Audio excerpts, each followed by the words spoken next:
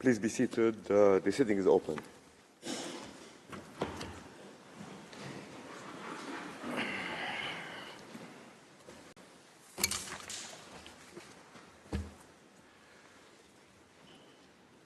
La Cour se réunit.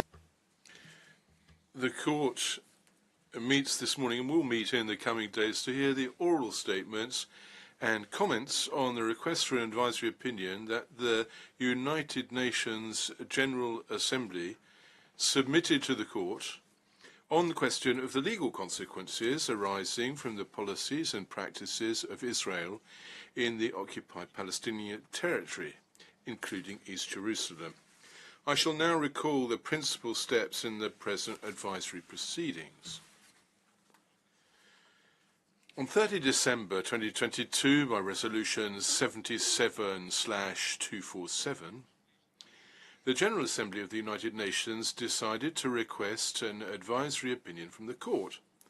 The text of this resolution was communicated to the Court by a letter from the Secretary-General of the UN, dated 17 January 2023, and received in the registry on 19 January 2023. I shall now ask the registrar to read from the operative paragraph of that resolution on the questions on which the court is asked to render an advisory opinion. Question A. What are the legal consequences arising from the ongoing violation by Israel of the right of the Palestinian people to self-determination from its prolonged occupation, settlement and annexation of the Palestinian territory occupied since 1967, including measures aimed at altering the demographic composition, the character and status of the holy city of Jerusalem, and from its adoption of related discriminatory legislation and measures? Question B. How do the policies and practices of Israel referred to in paragraph 18a above affect the legal status of the occupation, and what are the legal consequences that arise for all states and the United Nations from this status? Thank you, says the President. By an order dated 3 February 2023, the Court decided that the United Nations and its member states, as well as the observer state of Palestine, were considered likely to be able to furnish information on the questions submitted to the Court for an advisory opinion, and fixed 25 July 2023 as the time limit within which written statements on the questions could be presented to the Court, and 25 October 2023 as the time limit within which states and organizations having presented written statements could submit written comments on the other written statements. Ruling on requests submitted subsequently by the League of Arab States, the Organization of Islamic Cooperation and the African Union, the Court decided that these three international organizations were likely to be able to furnish information on the questions submitted to the Court, and that consequently they could do so within the time limits fixed by the Court. In June 2023, the Secretary-General of the United Nations communicated to the Court a dossier of documents likely to throw light upon the questions formulated by the General Assembly. The dossier was placed on the Court's website. In addition to the dossier, new documents and several translations were communicated to the Court by the UN Secretariat in October 2023. Registry in order of receipt by Turkey, Namibia, Luxembourg, Canada, Bangladesh, Jordan, Chile, Liechtenstein, Lebanon, Norway, Israel, Algeria, the League of Arab States, the Syrian Arab Republic, Palestine, the Organization of Islamic Cooperation, Egypt, Guyana, Japan, Saudi Arabia, Qatar, Switzerland, Spain, the Russian Federation, Italy, Yemen, the Maldives, the United Arab Emirates, Oman, the African Union, Pakistan, South Africa, the United Kingdom, Hungary, Brazil, France, Kuwait, the United States of America, China, the Gambia, Ireland, Belize, Bolivia, Cuba, Mauritius, Morocco, Czechia, Malaysia, Colombia, Indonesia, Guatemala, Nauru, Djibouti, Togo, Fiji, Senegal, and Zambia.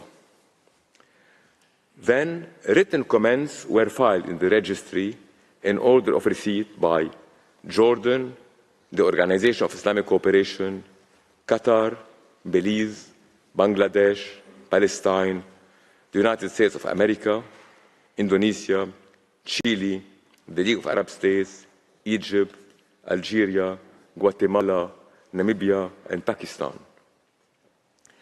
By letters dated October 18, 2023, the Registrar informed the United Nations, its member states, and the Observer State of Palestine, as well as the League of Arab States, the Organization of Islamic Cooperation, and the African Union, that hearings on the request for an advisory opinion would open on 19 February 2024. For purposes of the current oral proceedings, the following participants set out in speaking order will take the floor: Palestine, South Africa, Algeria, Saudi Arabia, the Kingdom of the Netherlands, Bangladesh, Belgium, Belize, Bolivia, Brazil, Chile, Colombia, Cuba, Egypt, the United Arab Emirates, the United States of America, the Russian Federation, France, the Gambia, Guyana, Hungary, China, the Islamic Republic of Iran, Iraq, Ireland, Japan, Jordan, Kuwait, Lebanon, Libya, Luxembourg, Malaysia, Mauritius, Namibia, Norway, Oman, Pakistan, Indonesia, Qatar, the United Kingdom, Slovenia, Sudan, Switzerland, the Syrian Arab Republic, Tunisia, Turkey, Zambia, the League of Arab States, the Organization of Islamic Cooperation, the African Union, Spain, Fiji, the Maldives, and the Comoros. This morning, the Court will hear the State of Palestine, which has been allocated a maximum speaking time of 3 hours. All the other participants in the oral proceedings over the next days will speak for a maximum of 30 minutes each. Before inviting Palestine to address the Court, I would add that, in accordance with Article 106 of its rules, the Court has decided that the written statements and written comments submitted in the current advisory proceedings are to be made accessible to the public after the opening of the present hearings. These written submissions will be posted on the Court's website at the end of each day for those participating to the hearings on that day.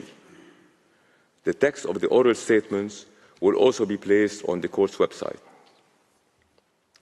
I now give the floor to His Excellency Mr. Riyad Maliki, Minister of Foreign Affairs and Expatriates of the State of Palestine. Your Excellency, you have the floor.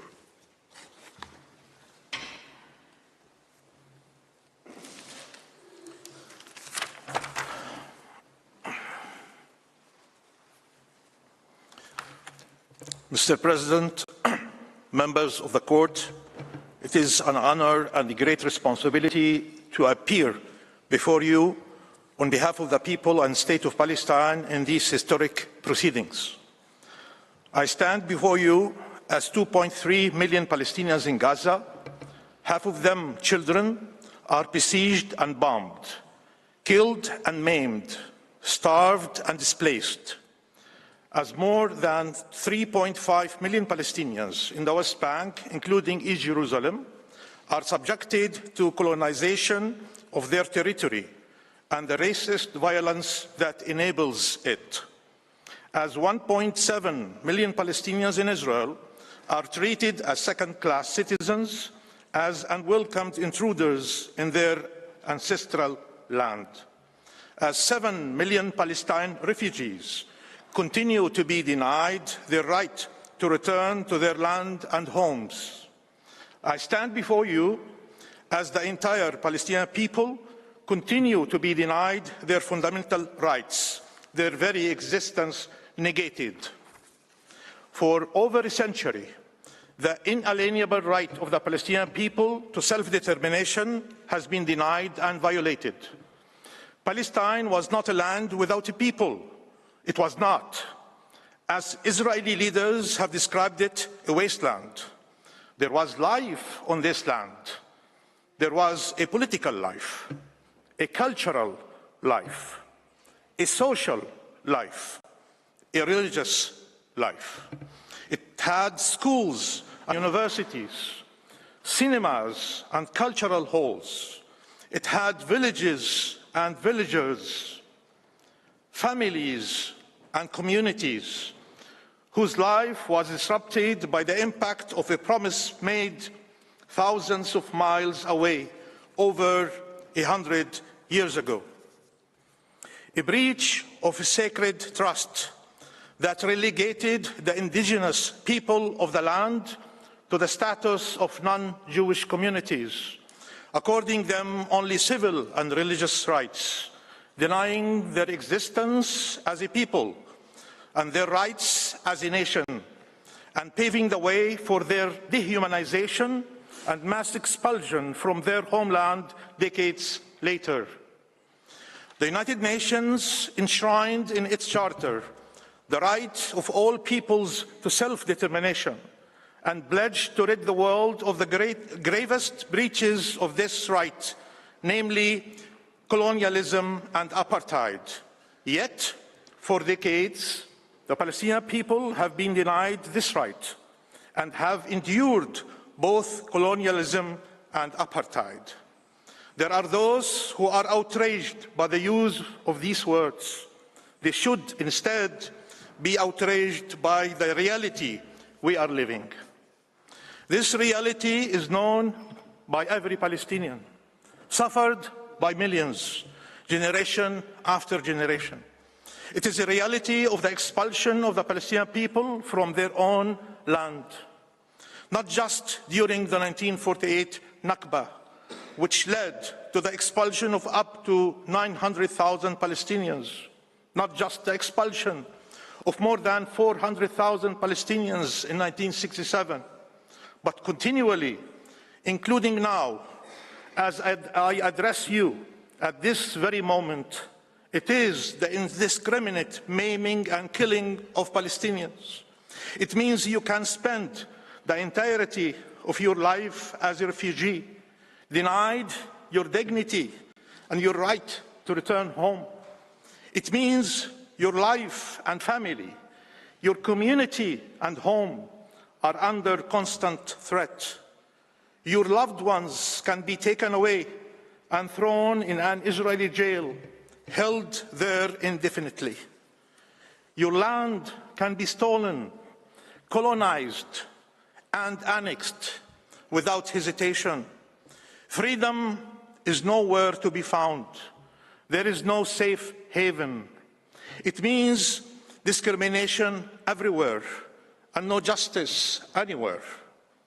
It is a reality where Israel can destroy Gaza, killing tens of thousands of Palestinians, almost half of them children, leaving 1 million children starved, terrorized, and traumatized for life, orphaned of a mother, a father, or both, amputated and disabled, leaving nearly 2 million people displaced and desperate with nowhere to shelter from the onslaught.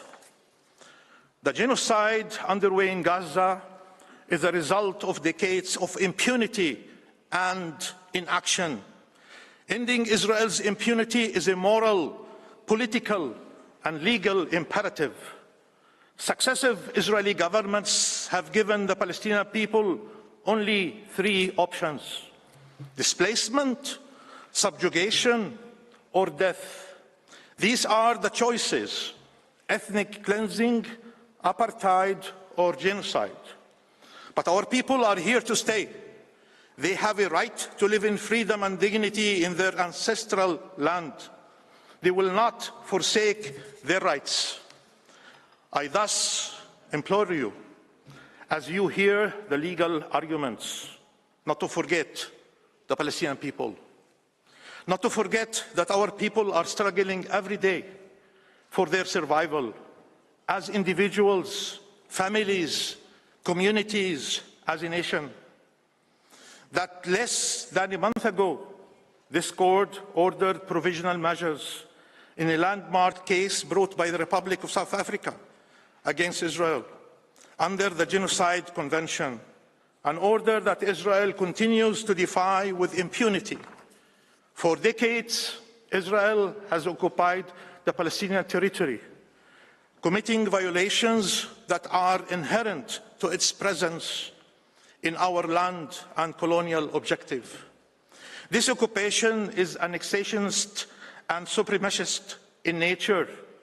It is a deliberate, cynical perversion of international law. It is thus illegal. The only solution consistent with international law is for this illegal occupation to come to an immediate, unconditional, and total end. As you affirmed 20 years ago, the Palestinian people have the right to self-determination. It is an erga omnes right. It is non-negotiable, non-derogable. No occupying power, including Israel, can be granted a perpetual veto over the rights of the people it occupies. Allow me now to show you 5 maps. The first one is historic Palestine. This is the territory over which the Palestinian people should have been able to exercise their right to self-determination. Instead, the General Assembly recommended the partition of Palestine, ignoring the will of our people as shown in the second map. With the Nakba that ensued, over 2/3 of our people were systematically and forcibly expelled by Israel. And 3/4 of Palestine became Israel, as shown in the third map. This was the start of the Nakba, the dispossession, the displacement and replacement of our people, the denial of rights and discrimination that continues to this very day. In 1967, Israel then occupied the remainder of Palestine, and from the first day of its occupation, started colonizing and annexing the land with the aim of making its occupation irreversible. It left us with a collection of disconnected Bantustans, preventing the independence of our state, as shown in map 4. Israel wanted the geography of Palestine, but not its demography. So it kept pushing our people out of their homes, out of their land. Here is the 5th map. It was displayed by Israel's Prime Minister to the General Assembly last September. He called this the new Middle East. There is no Palestine at all on this map. Only Israel, comprised of all the land from the Jordan River to the Mediterranean Sea. This shows you what the prolonged, continuous Israeli occupation of Palestine is intended to accomplish: the complete disappearance of Palestine and the destruction of the Palestinian people. There can be no justification for these injustices and indignities. Allowing them to continue is unacceptable and inexcusable. Acquisition of territory by force, persecution, racial discrimination and apartheid against the people, denial of self-determination are all grave violations of the most fundamental norms of international law. There is a legal and moral obligation to bring them to a prompt end. Mr. President, members of the court, the State of Palestine reaffirms its unwavering commitment to the rule of international law, which must finally prevail. The force of the law must prevail over the unlawful use of force. We said years ago that we made a choice: justice, not vengeance. But justice delayed is justice denied. And the Palestinian people have been denied justice for far too long. We believe in the universal principles crafted over decades to save successive generations from the scourge of war and oppression. It is time to put an end to the double standards that have kept our people captive for far too long. International law must be applied to all states without exception. No state can be absolved of its obligations under the law, and no people can be deprived of its protection. Palestine legitimately seeks the fulfillment of the rights of our people, including the independence of the State of Palestine on the pre-1967 borders, with East Jerusalem as its capital, in accordance with international law and United Nations resolutions. This is the historical compromise we agreed to. A just and lasting solution with two democratic states, Palestine and Israel, living side by side in peace and security. We seek peace, which can only be rooted in justice. When we committed to the peace process 3 decades ago, we did it in the belief and expectation that international law would finally be upheld, not that this process would witness its continued breach. We did so expecting that the rights of our people would finally be fulfilled, not further denied. By determining the law and the obligations of all states and organizations, this court can help chart a path for peace, anchored in justice and respecting international law. It has taken the Palestinian people decades of painful struggle to stand before you today.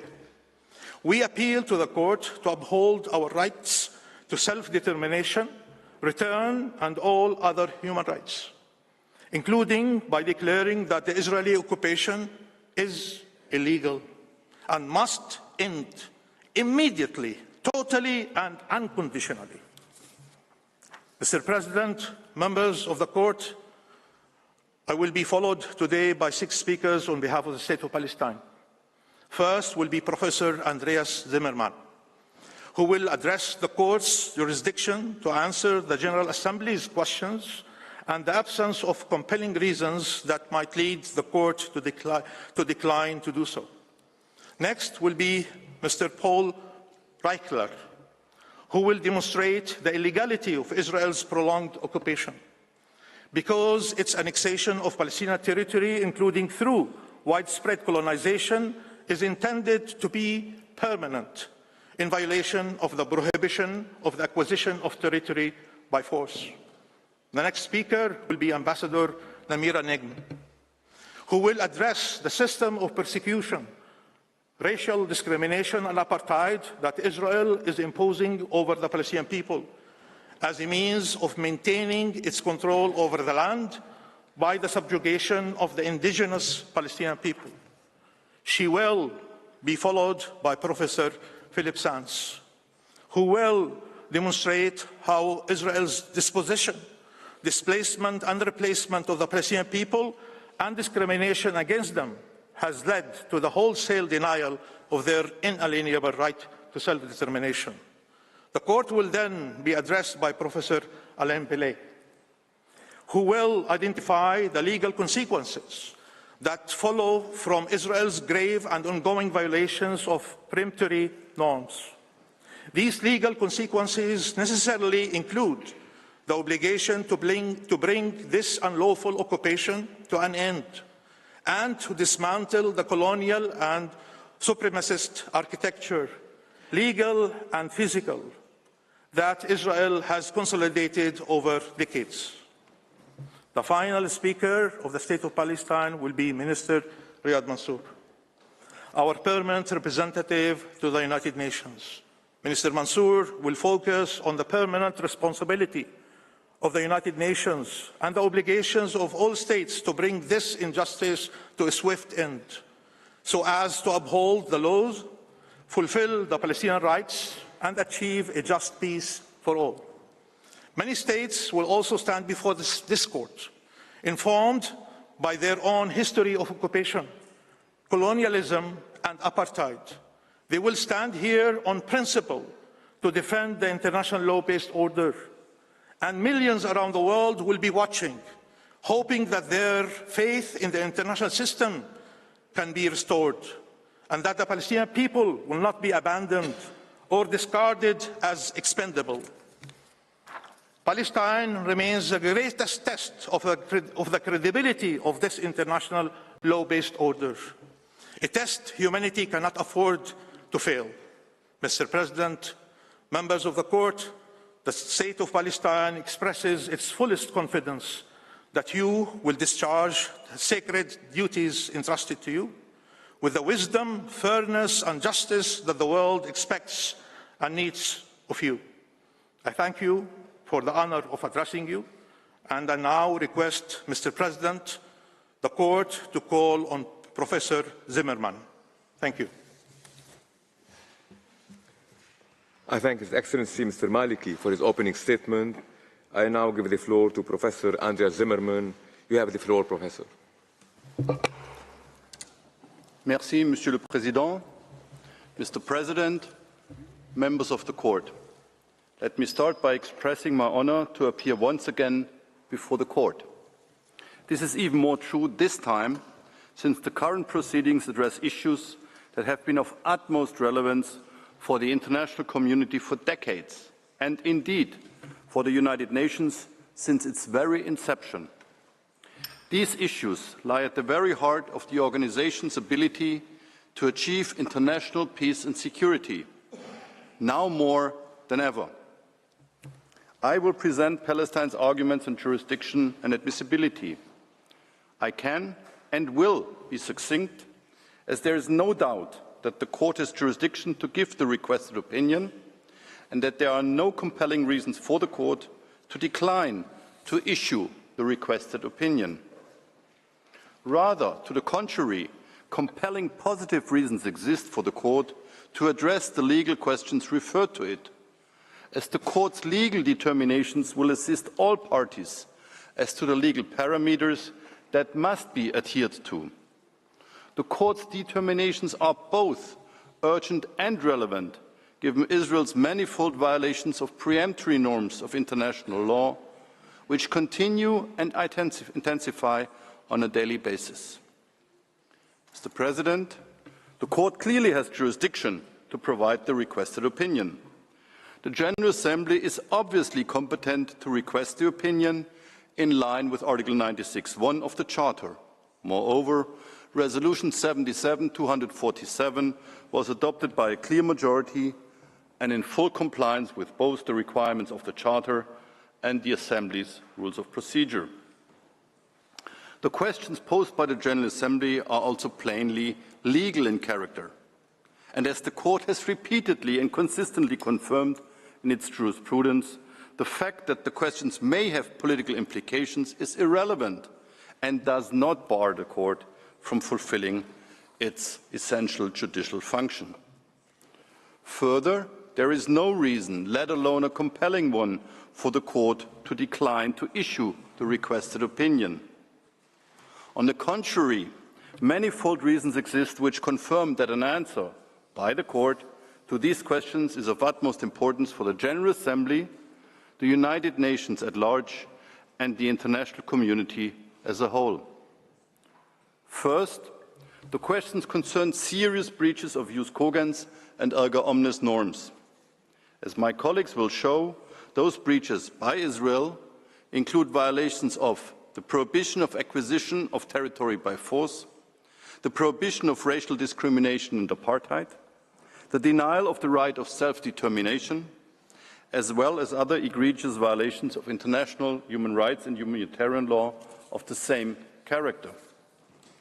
Accordingly, all states, as well as the United Nations in toto, have a legally protected interest in having those violations in both their individual and cumulative manifestations, as well as their legal consequences laid out and clarified by the Court, so as to guide them in their future actions.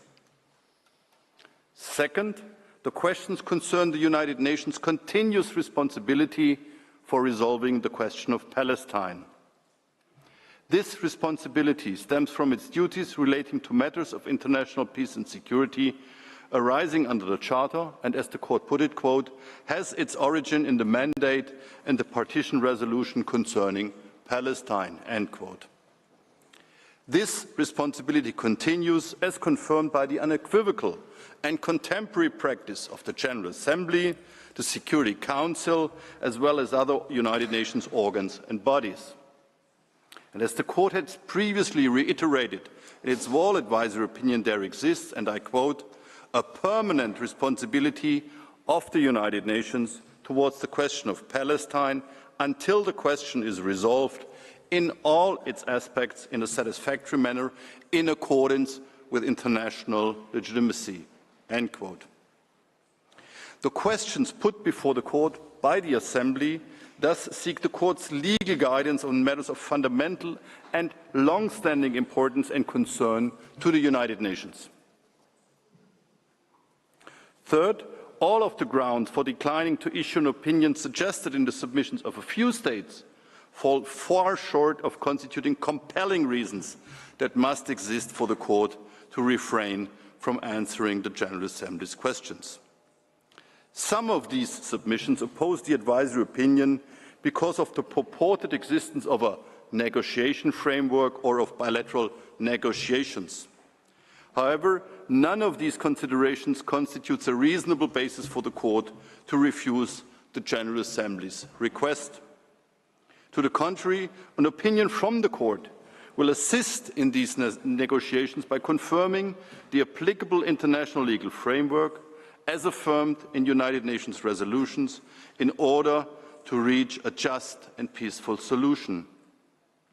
As a matter of fact, there exist at least three reasons why the Court should not be deterred from answering the GA's questions on that basis. First, Israel has repeatedly refused, and to this very day, to engage in meaningful negotiations with Palestine on the basis of international law and United Nations resolutions. This is reflected in repeated statements, including, most recently, by the Israeli Prime Minister and other high-ranking Israeli officials.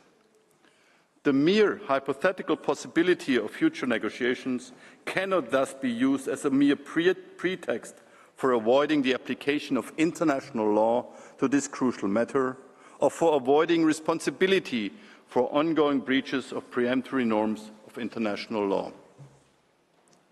Israel has made it clear that it wants and will tolerate only one state, Israel, between the Mediterranean Sea and the Jordan River. This is confirmed inter alia by the map displayed by the Israeli Prime Minister in his speech before the General Assembly of 22nd September 2023 that you have already seen, as well as by his November 2023 statement where the Israeli Prime Minister said that he was proud to have prevented the establishment of a Palestinian state. But these statements of Israel's head of government have not been empty words. Rather, they are reflected in concrete policy decisions and measures on the ground undertaken by Israel for decades. Inter alia, when faced with the attempt by Palestine to initiate the conciliation procedure under Articles 11 and 12 third, it was Israel that consistently and continuously rejected any meaningful attempt to bring to an end, by way of negotiations under the auspices of the ad hoc commission set up under Article 12 third, its entrenched system of racial discrimination inherent in its occupation regime. Second, and significantly, the Security Council has repeatedly called for a peaceful settlement of the question of Palestine based on international law. It renewed this call only 2 months ago in December 2023 in its resolution 2720, when reiterating that a solution to the conflict must be, and I quote the Council, consistent with international law and relevant UN resolutions, end quote. The Court's opinion can thus only contribute to achieving the peaceful settlement of the question of Palestine called for by the Security Council. Your opinion, will clarify the legal rights and obligations of Israel, of Palestine, of third states and of the United Nations to be reflected in a settlement that is truly consistent with international law. Thus, the Court's opinion will also contribute to upholding the international rule of law at large. In that regard, let me remind you, members of the Court, that this is precisely what the Court's advisory opinion in the Chagos proceedings achieved. By clarifying the relevant legal rules, your opinion, broke the deadlock that had precluded negotiations. The advisory opinion, your opinion, led the United Kingdom to agree to negotiate with Mauritius for the first time on the basis of Mauritius' sovereignty over the disputed territory. Third, the General Assembly, when deciding upon the request for the current advisory opinion, was acutely aware of the claim that such request would somehow purportedly undermine the chances of future negotiations. Nevertheless, the General Assembly decided to ask for the Court's legal determination anyway. The General Assembly thus found that this argument had no merit. To the contrary, the GA considered that the Court's opinion would be helpful as to future steps to be taken by the political organs of the United Nations, as well as by all states. In line with your role as one of the principal organs of the organization, as envisaged in Article 7 of the Charter, the Court ought not now set aside this considered decision of the General Assembly. Members of the Court, the mere hypothetical chance of possible future negotiations cannot and ought not prevent the Court from rendering its opinion. If this were the case, quod non, a reluctant state wishing to bar the Court from exercising its judicial function could unilaterally prevent the matter from reaching the Court by simply insisting on the mere possibility of negotiations. This would curtail the General Assembly's right to receive legal assistance from the Court, and to do so even in a situation where the General Assembly, making the request, determined that such opinion by the Court would be needed for the exercise of its own function. Such approach finds no basis in the wording of the Charter or the Court statute either. It would unduly limit the right of the political organs of the United Nations to request an opinion from the Court on any, as the wording has it, on any legal question, as both 96(1) Charter and 65 of the Court statute provide unequivocally. Mr. President, members of the Court, let me conclude.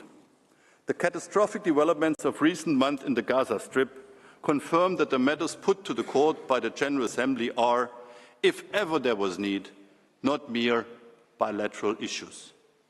Rather, they are issues of grave consequence for the maintenance of international peace and security. They are thus of immense concern for the international community at large, where the Court's legal guidance is desperately needed. All of these aforementioned considerations corroborate that in the present proceedings, as indeed in each and every previous advisory proceedings that had come before this Court, there are no reasons, no compelling reasons to prevent the Court from rendering its opinion. Rather, Palestine invites the Court to fulfill its duty of providing its legal determination to the General Assembly by answering the legal questions put to it. In so doing, you will assist all states, as well as the United Nations, in furthering respect for the international rule of law, the fulfillment of the inalienable rights of the Palestinian people, and a just and peaceful solution in accordance with international law. Members of the Court, I thank you for your kind attention and would now kindly ask you, Mr. President, to call upon Mr. Reichler to take the floor. Thank you. I thank Professor Zimmerman. I now give the floor to Mr. Paul Reichler. You have the floor, Mr. Reichler.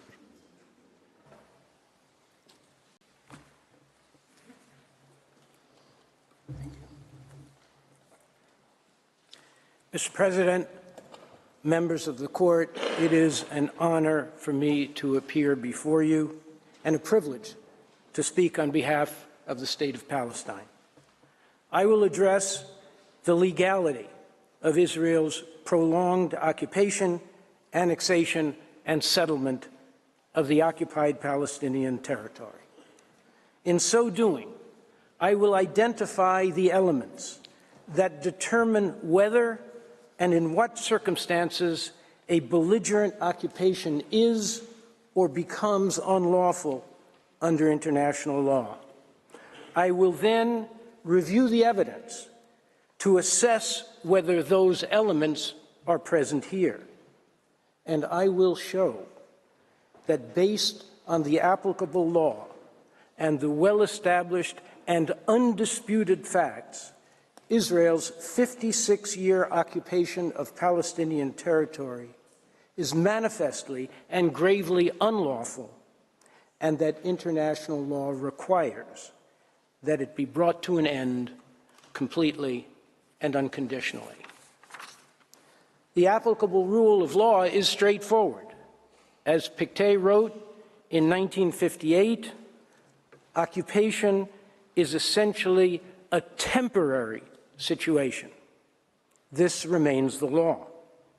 In December 2022, the General Assembly, in Resolution 77/126, recognized that the occupation of a territory is to be a temporary de facto situation, whereby the occupying power can neither claim possession nor exert its sovereignty over the territory it occupies.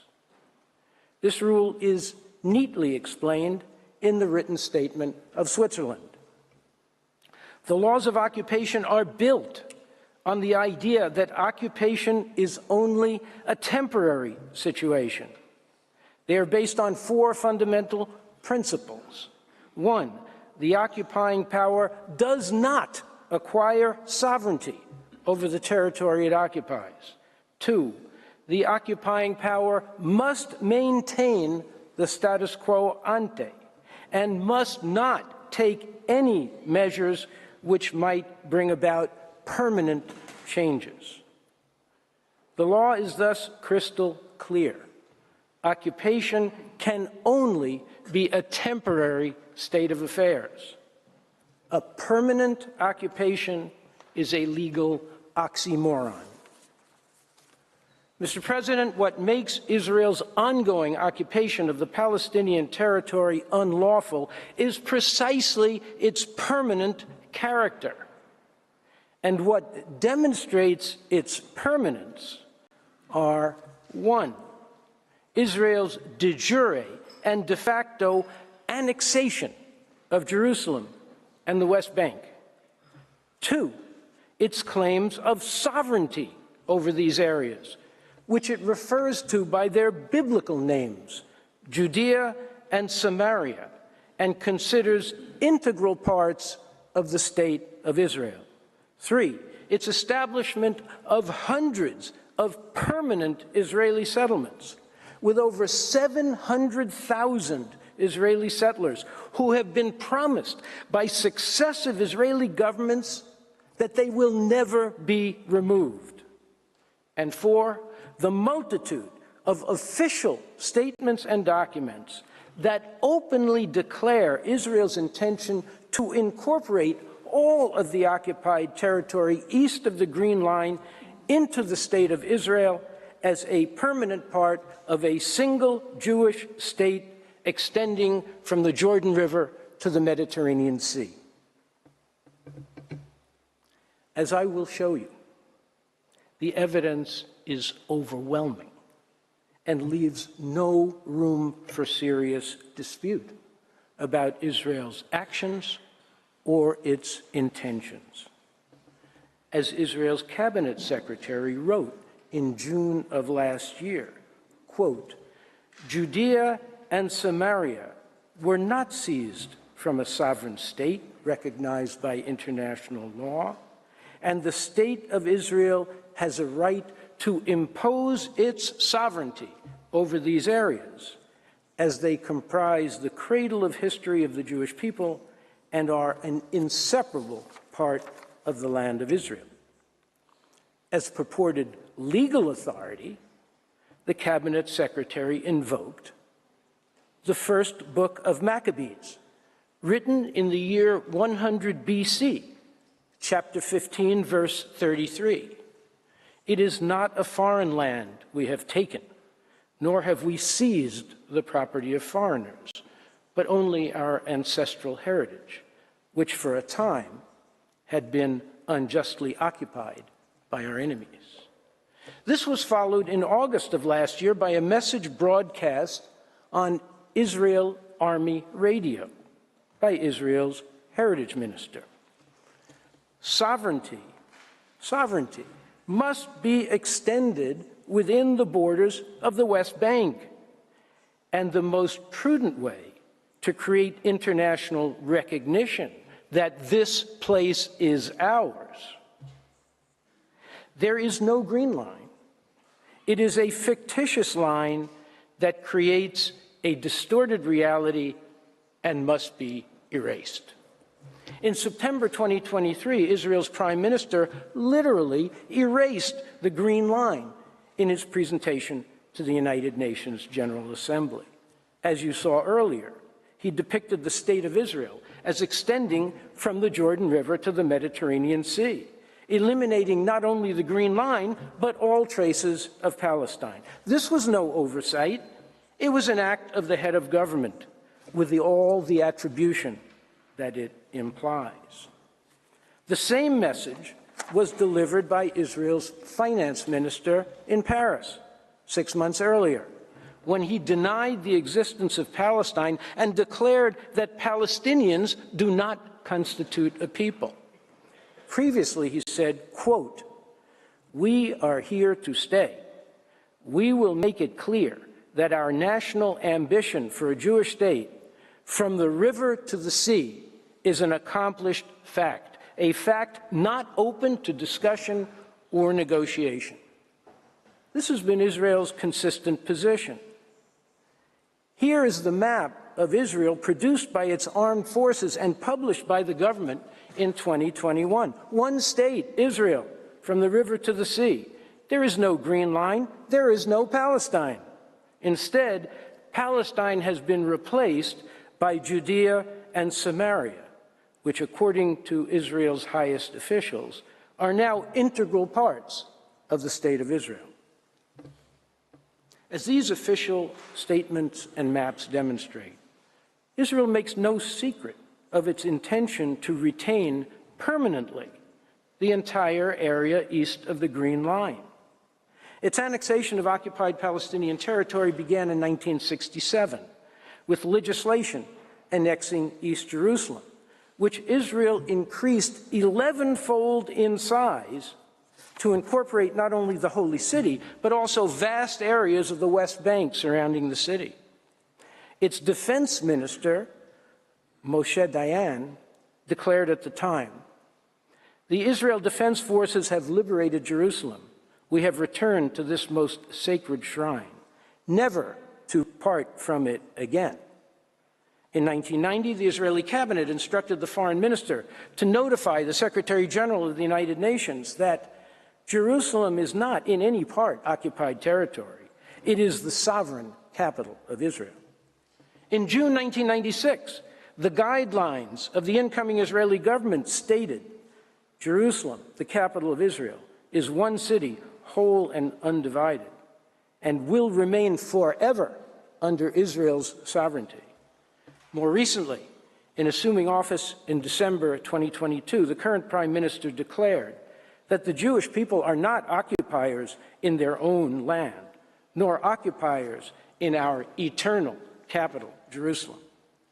As these official statements make clear, Israel's dominion over Jerusalem and the incorporated area of the West Bank is not intended to be temporary. It has been repeatedly proclaimed by Israel's highest authorities to be eternal. In furtherance of this end, more than 230,000 Israeli Jewish settlers, encouraged, subsidized, and protected by the Israeli government and occupation forces, have been installed in East Jerusalem, dramatically altering the demographic composition of the Holy City by creating an Israeli Jewish majority.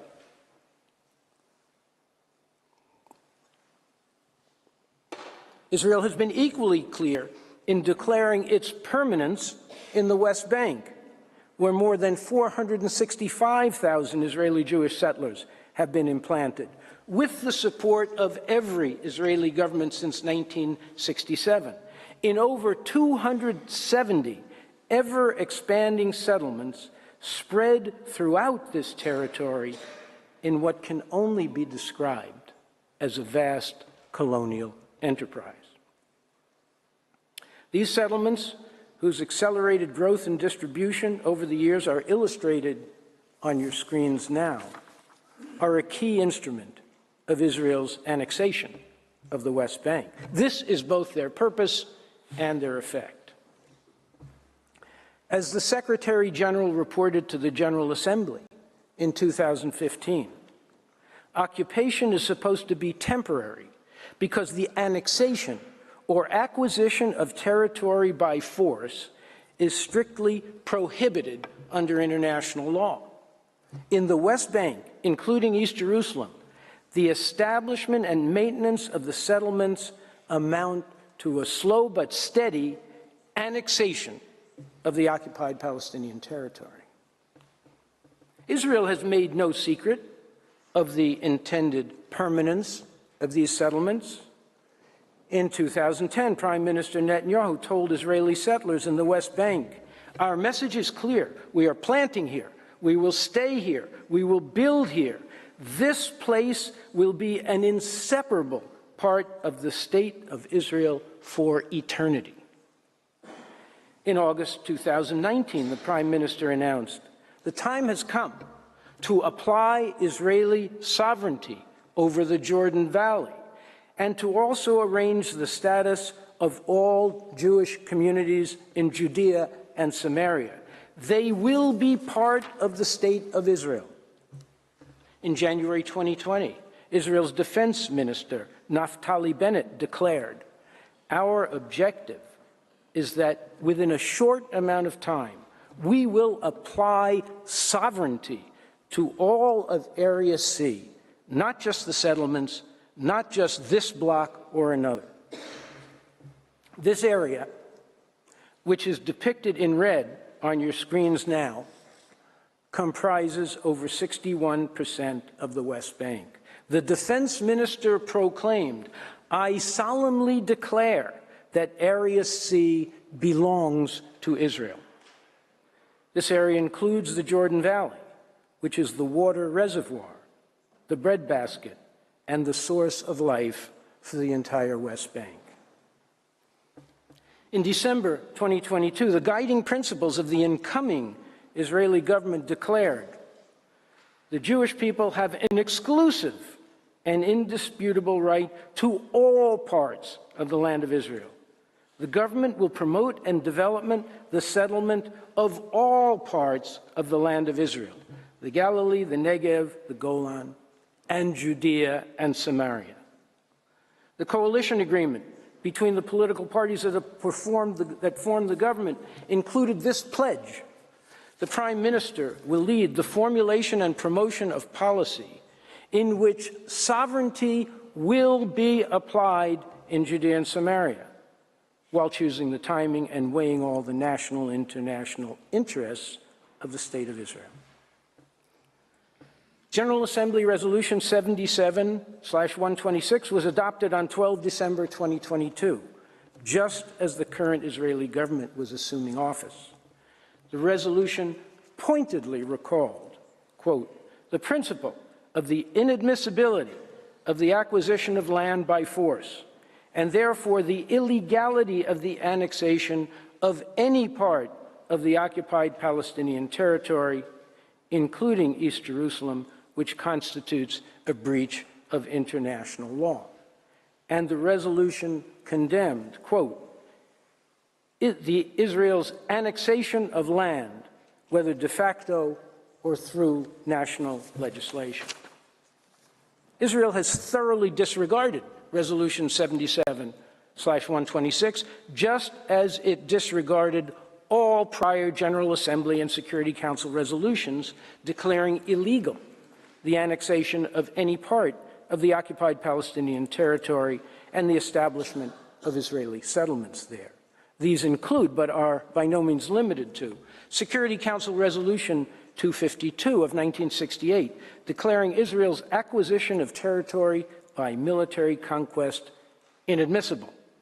Resolution 476 of 1980, which reaffirmed the overriding necessity for ending the prolonged occupation of Arab territories in 1980, and strongly deplored the refusal of Israel to comply with the relevant resolutions of the Security Council and the General Assembly.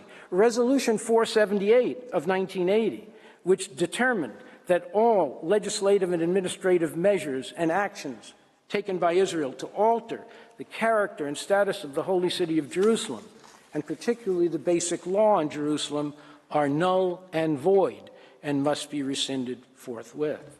Resolution 2334 of 2016, which reaffirmed the inadmissibility of the acquisition of territory by force and condemned all measures aimed at altering the demographic composition, character, and status of the Palestinian territory occupied since 1967, including, inter alia, the construction and expansion of settlements, transfer of Israeli settlers, confiscation of land, demolition of homes, and displacement of Palestinian submissions, and at least 28 General Assembly resolutions which expressly condemned Israel's annexation of Jerusalem and the West Bank.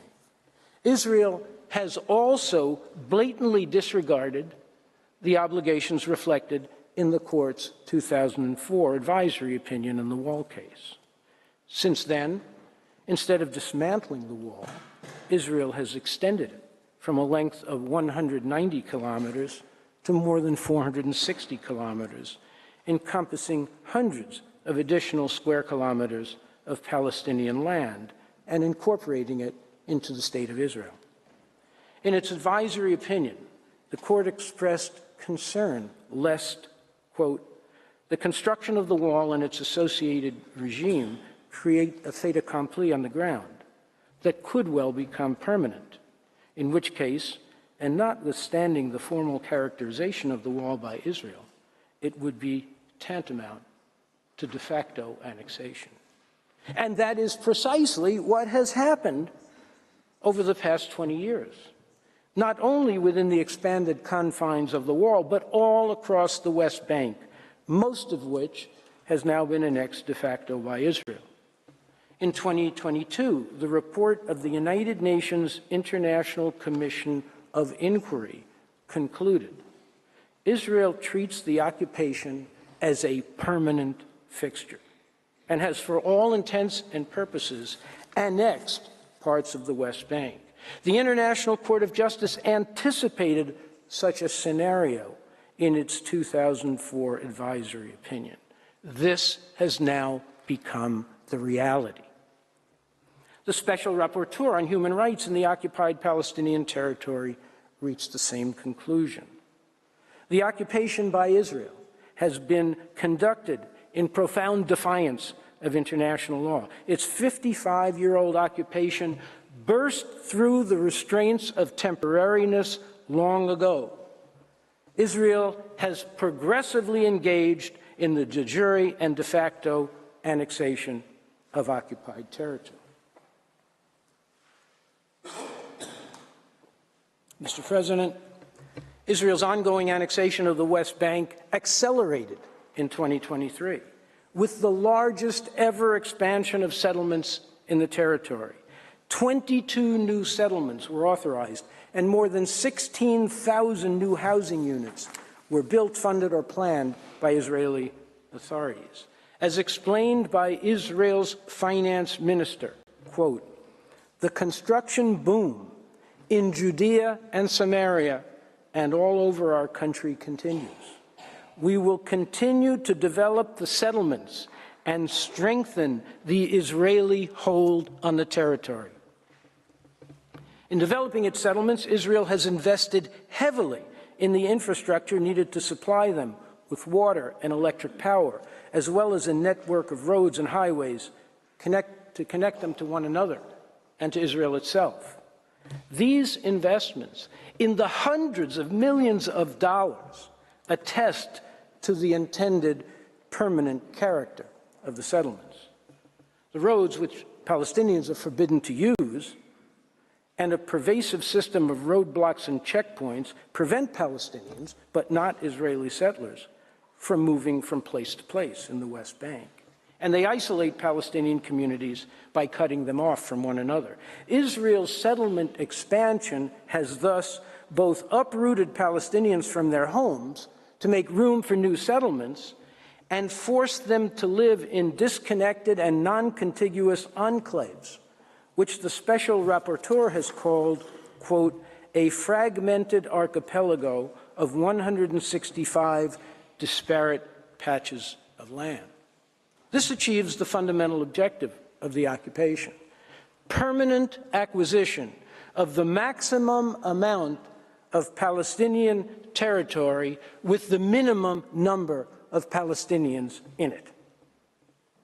In furtherance of this objective, and with increasing frequency, armed groups of settlers, supported by Israel's occupation forces and encouraged by government ministers, have violently expelled thousands of peaceful Palestinian civilians from their ancestral villages and lands.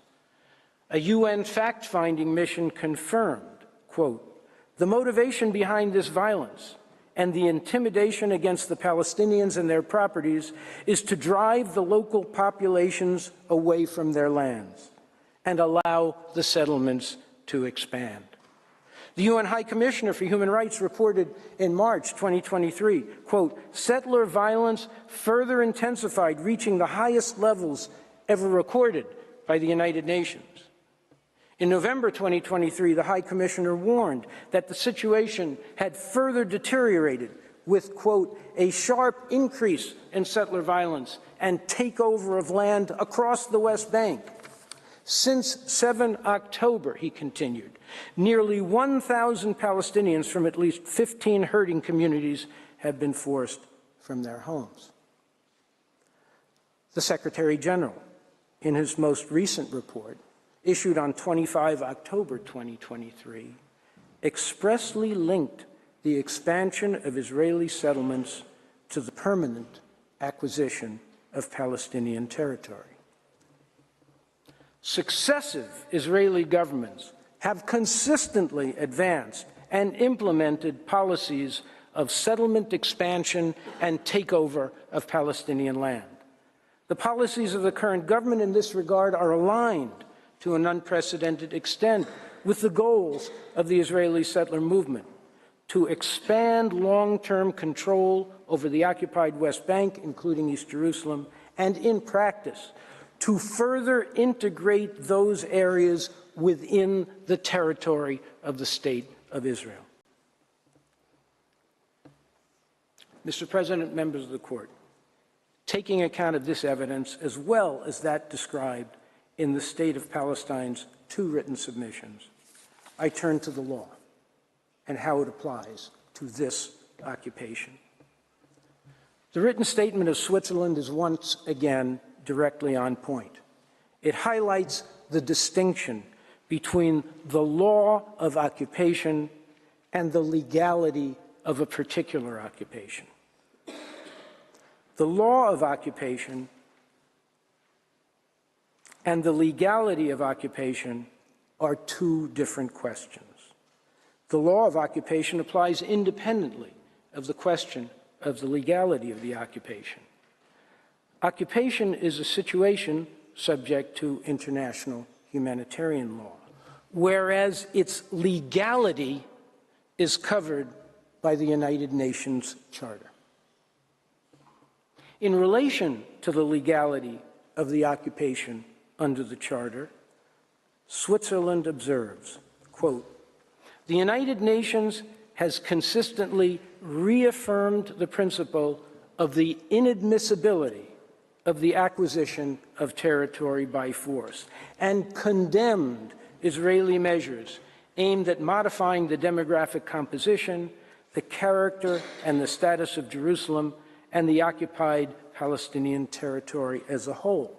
Notably, the construction and extension of settlements, the transfer of Israeli settlements, the confiscation of land, the demolition of homes, and the displacement of Palestinian civilians.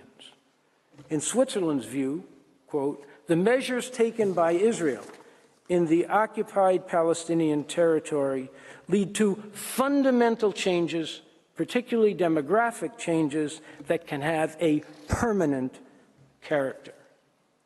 In such circumstances, Switzerland expressly invites the court, quote, to rule on the consequences of the permanent character of the measures taken by Israel in the occupied Palestinian territory as to the status of the occupation under general international law, in particular, the Charter of the United Nations.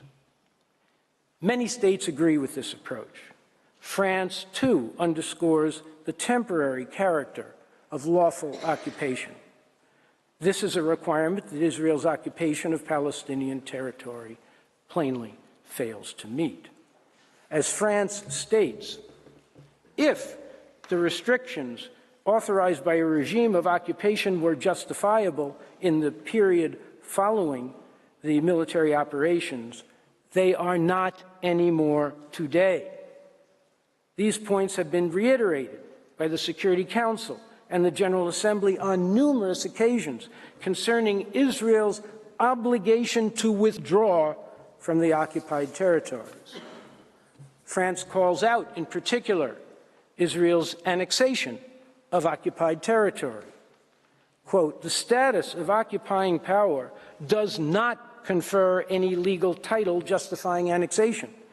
The passage of time is not sufficient as regards the acquisition of territory by force to render lawful a situation that is gravely unlawful.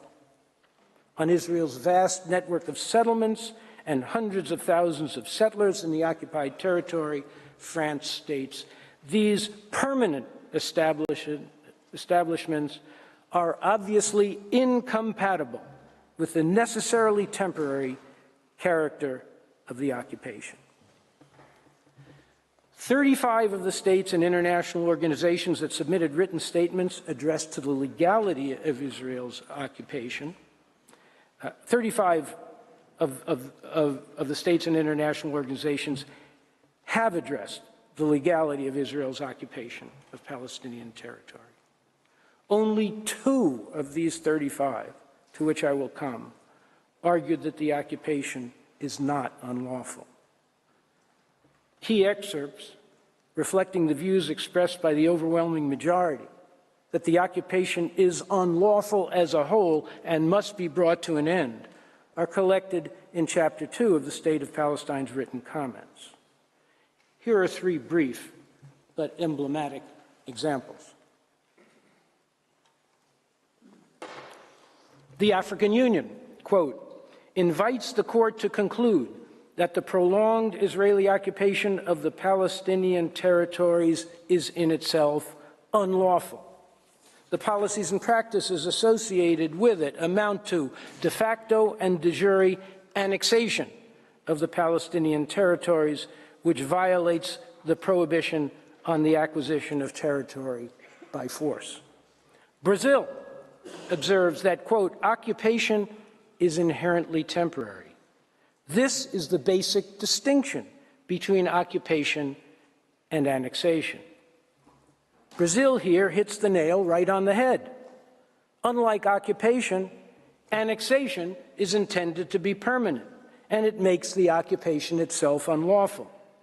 In Brazil's words, Israel's policies and practices render the occupation unlawful as a whole, inasmuch as it would be tantamount to the acquisition of territory by force. Japan, too, emphasizes that the annexation of occupied territory is unlawful, referring to Article 2.4 of the UN Charter.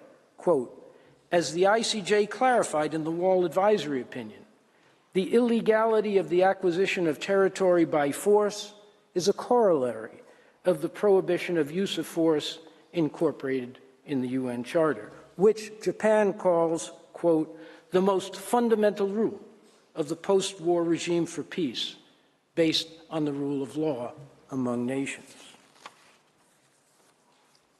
The two outliers are Fiji and the United States. Of all the states that submitted written statements to the court, only Fiji attempted to defend the occupation as lawful. But even Fiji conceded that Israel has annexed East Jerusalem de jure, and that the application of an occupying power's laws to the occupied territory, which is the case in the West Bank, constitutes an annexation de facto. Nor did Israel itself deny its annexations of Jerusalem and the West Bank. Its abbreviated written statement is mainly an attack on the General Assembly for its alleged bias. It makes no attempt to defend the legality of its occupation under international law. The only state besides Fiji to defend Israel is the United States. This is not surprising. Whatever offenses against international law Israel commits, the United States comes forward to shield it from accountability. Here, the United States attempts to defend Israel, not by arguing that the occupation is lawful, but that it is neither lawful nor unlawful.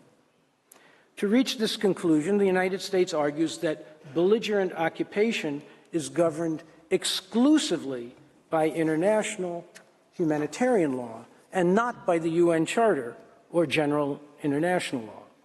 In its own words, quote, although international humanitarian law imposes obligations on belligerents in their conduct of an occupation, it does not provide for the legal status of an occupation to be lawful or unlawful.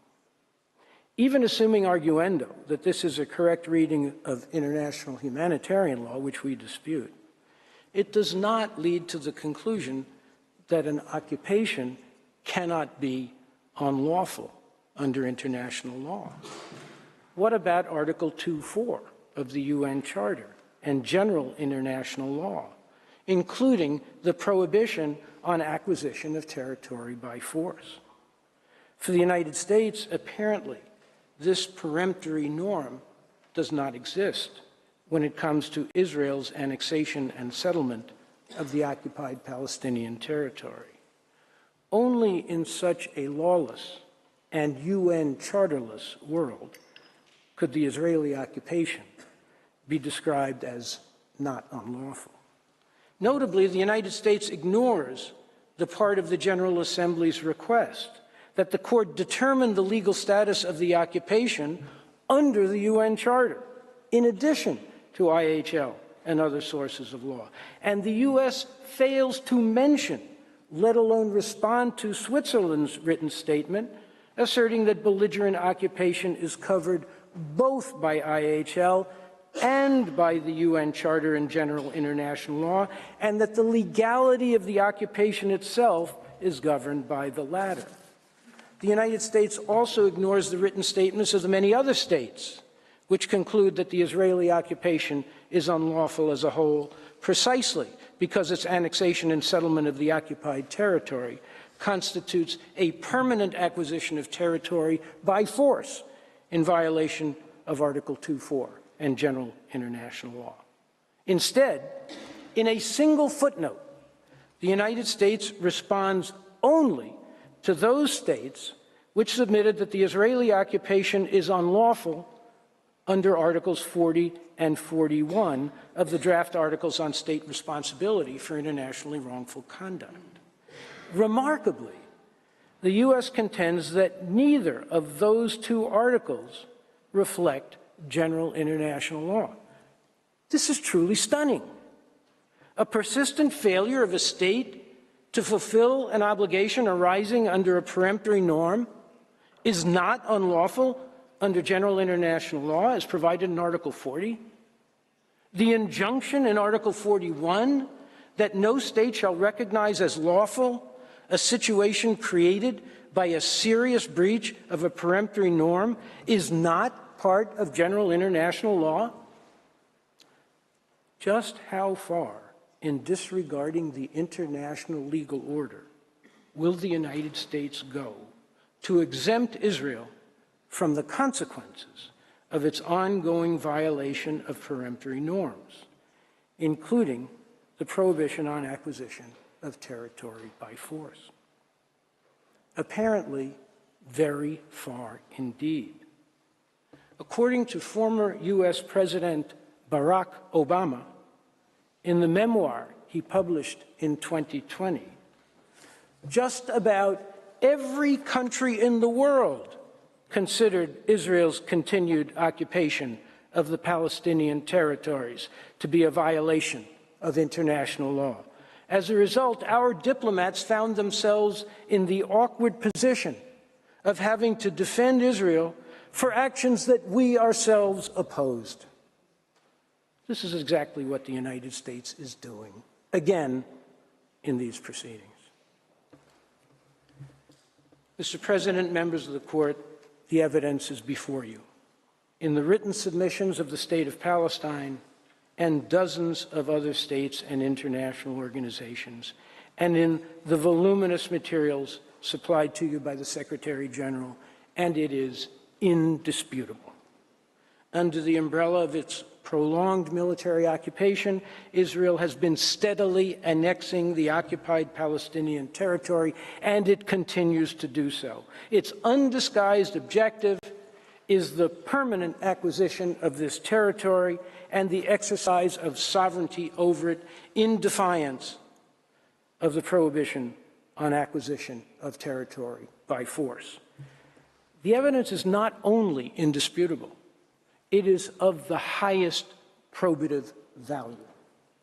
Investigative reports of authoritative United Nations agencies, reports of the Secretary General, resolutions of the Security Council and the General Assembly, legislative and administrative acts by the Israeli government, and public statements against interest by the most senior government officials, admitting that Israel's objective is sovereignty over all the territory east of the Green Line and its incorporation into a single Jewish state from the river to the sea. In this case, there is no reason not to take them at their word, because their deeds have been entirely consistent with it. For Israel, as its successive governments have made clear, there is no Palestine. It simply does not exist. In November 2023, Prime Minister Netanyahu declared that his government would never agree to a Palestinian state in the occupied territory. He later declared, "I will not compromise on full security control over all the territory west of Jordan, and this is contrary to a Palestinian state." Israel's intransigence was confirmed by its staunchest ally in December 2023, when U.S. President Joe Biden publicly lamented that Israel's leaders, quote, "don't want anything remotely approaching a two-state solution." That is the very solution demanded by the Security Council, the General Assembly, the overwhelming majority of states, and the State of Palestine itself. It is, in fact, the only solution that can lead to lasting peace and security for the Israeli people, as well as the Palestinian people. And it is this very solution that has been frustrated by Israel's defiant insistence on maintaining its dominion over Palestinian territory in perpetuity. This is why the Court's advisory opinion is so critical and so urgent.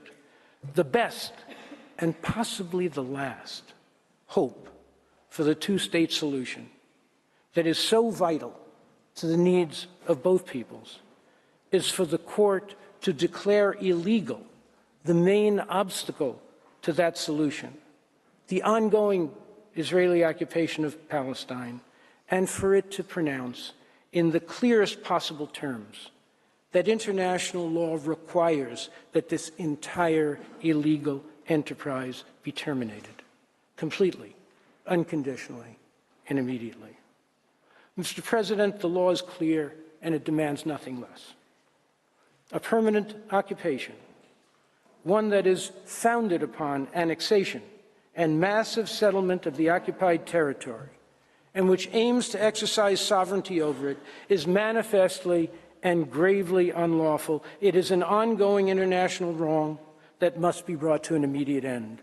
As the court ruled in 1971, quote, the continued presence of South Africa in Namibia being illegal, South Africa is under obligation to withdraw its administration from Namibia immediately and thus put an end to its occupation of the territory. The Secretary General applied this principle directly to Palestine in his remarks to the Security Council 1 month ago. Quote, Palestinians must see their legitimate aspirations for a fully independent, viable, and sovereign state realized in line with United Nations resolutions, international law, and previous agreements. Israel's occupation must end. End of quote. Mr. President, the proverbial ball is now in your court. The General Assembly has asked you the critical questions. It is now your responsibility to answer them. Silence is not an option. As the immortal Palestinian poet Mahmoud Darwish wrote, in silence, we become accomplices. But, he assured us, when we speak, every word has the power to change the world. Mr. President, members of the court, your words have such power. In 2004, the court affirmed the inalienable right of the Palestinian people to self-determination. In 2024, it is time for you to enable them, finally, to exercise that right by freeing them from the unlawful Israeli occupation of their territory, so that they may live in a sovereign and fully independent state of their own, in peaceful and secure coexistence with all their neighbors, including Israel. By upholding international law, which is all the state of Palestine asks you to do, your powerful words will change the world. I thank you, Mr. President, members of the court, for your kind courtesy and patient attention. We're in your hands, Mr. President, whether you would like to take the mid-morning break now or call our next speaker. I thank Mr. Reichler. I'll invite the next speaker to take the floor. After a coffee break of 10 minutes, the sitting is suspended.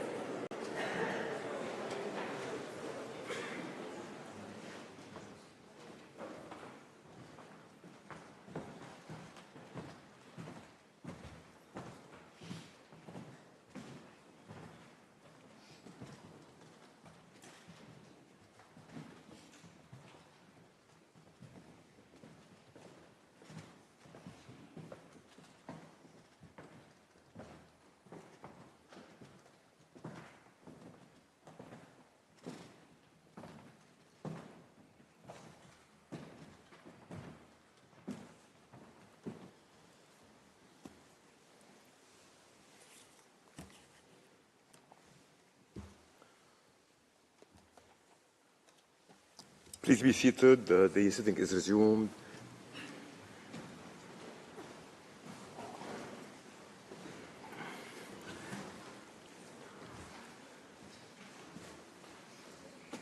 I shall give the floor now to Ms. Namira Nagam.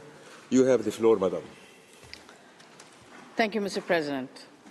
Mr. President, distinguished members of the Court, it's an honor to appear before you on behalf of the State of Palestine to address Israel's racial discrimination, persecution, and apartheid against the Palestinian people. Starting from the Nakba of 1948 until now, Israel has adopted discriminatory legislation and measures by which it has established a deeply entrenched system of racial discrimination against Palestinians, subjugating them to Israeli domination and denying their fundamental rights. Discrimination against the Palestinian people is as integral to Israel's prolonged occupation as is the annexation and colonization of the Palestinian territory. They are inextricable parts of the same whole and feed off each other. The UN Special Rapporteur has explained, and I quote, "At the heart of the settler colonial project of Israel is a comprehensive dual legal and political system that provides comprehensive rights and living conditions for the Jewish Israeli settlers in the West Bank, including East Jerusalem, while imposing upon the Palestinians military rule and control without any of the basic protections of international humanitarian and human rights law," end of quote. In the OPT, Israeli civilian laws apply extraterritorially to illegal settlers, while draconian Israeli military laws apply to the Palestinian population on the sole basis of national or ethnic origin. Using a toolbox of population control and inhumane acts amounting to aggravated forms of racial discrimination, Israel restricts every aspect of Palestinians' life, from birth to death, resulting in manifest human rights violations and an overt system of repression and persecution. Treated as a burden and a demographic threat, Palestinians' rights to life, liberty, and their fundamental freedoms are systematically denied. In East Jerusalem, by revoking thousands of residential permits, Israel has transformed the Palestinians with deep ancestral roots into temporary residents who can lose that residency and the right to live in their city at any moment. Through indiscriminate killing, summary execution, mass arbitrary arrest, torture, forced displacement, settler violence, movement restrictions and blockades, Israel subjects Palestinians to inhumane life conditions and untold human indignities, affecting the fate of every man, woman, and child under its control. For Israel, Palestinians are by definition guilty. Hence, it comes as no surprise that the conviction rate for Palestinians hold before Israeli military courts stands at 99%.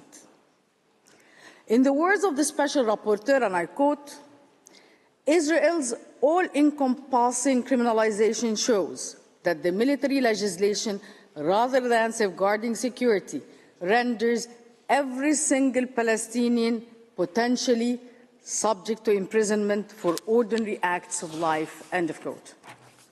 By contrast, despite the call by the Security Council for Israel to disarm the settlers, their violence continues, aided and abetted by the Israeli government and military. This is part and parcel of this Israeli domination and discrimination enterprise. Settlers are rarely, if ever, prosecuted for crimes against Palestinians, ravaging them with absolute impunity.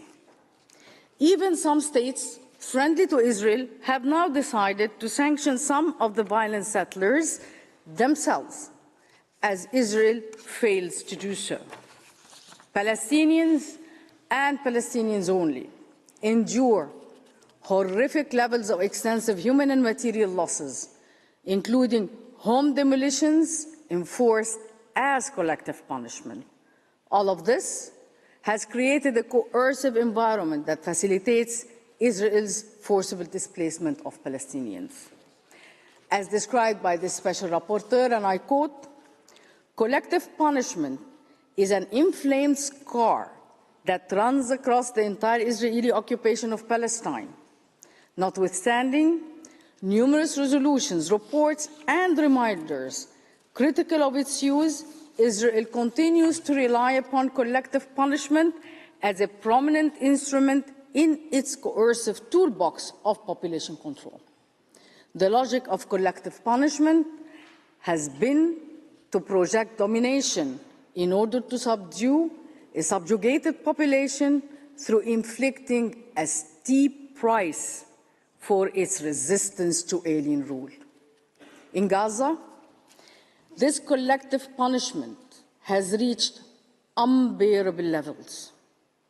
Hermetically sealed from the outside world by 17-year air, land, and sea blockade, with no end in sight. The situation in Gaza was described as early as 2016 by the Secretary General as collective punishment for which there must be accountability. In the absence of accountability, Gaza is besieged and bombed. Massacres perpetrated for more than 140 days now, and nearly the entire population forcibly displaced and at risk of perishing. Mr. President, this prolonged repressive regime has dehumanized Palestinians, denying them the right to life, the right to safety, the right to even exist, while confining and fragmenting them and their territory. The court is not facing isolated or individual acts violating Palestinian human rights, but rather the cumulative effect of systematic policies undoubtedly constituting a pattern of racial discrimination. Members of the court, the policies and practice of Israel amount to segregation, with the existence in the occupied Palestinian territory of two entirely separate legal systems. These are not my words. These are the words of the Committee on the Elimination of All Forms of Racial Discrimination, tasked by more than 180 states to fight the scourge of racial discrimination. Likewise, the UN International Commission of Inquiry has described the situation in the OPT as legal regime of segregation. When it comes to determining that a measure, policy, or practice disproportionately affects a group, this court attributes considerable weight to reports of several UN organs and monitoring bodies and to the constant practice of independent treaty bodies. The findings of independent treaty bodies are a fortiori to be ascribed great weight when their findings are shared by the UN General Assembly, the Human Rights Council, special rapporteurs, as well as by almost all the participants in the present proceedings. Members of the Court, Israel's occupation has been replete with systematic exclusions and restrictions adopted with the purpose or effect of nullifying or impairing the recognition, enjoyment, or exercise on an equal footing of human rights.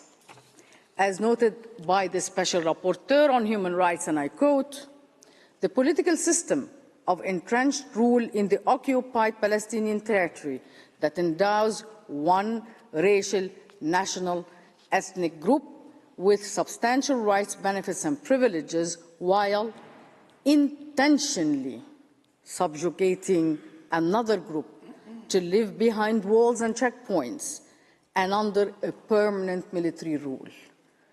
Sans droit, sans égalité, sans dignité. Without right, without equality, without dignity. Prevailing evidentiary standard for the existence of apartheid. Apartheid exists in the occupied Palestinian territory.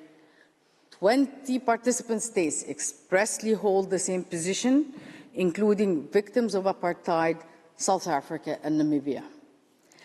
As all states parties to the CERD, Israel is under obligation to particularly condemn racial segregation and apartheid. Undoubtedly, apartheid falls within the scope of discriminatory measures referred to in the UNGA resolution requesting this advisory opinion.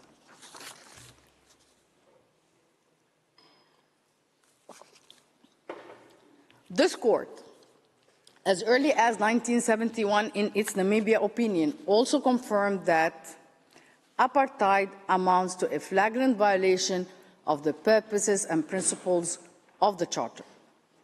Further, the ILC has listed the prohibition of apartheid as a preemptory norm, permitting no derogation.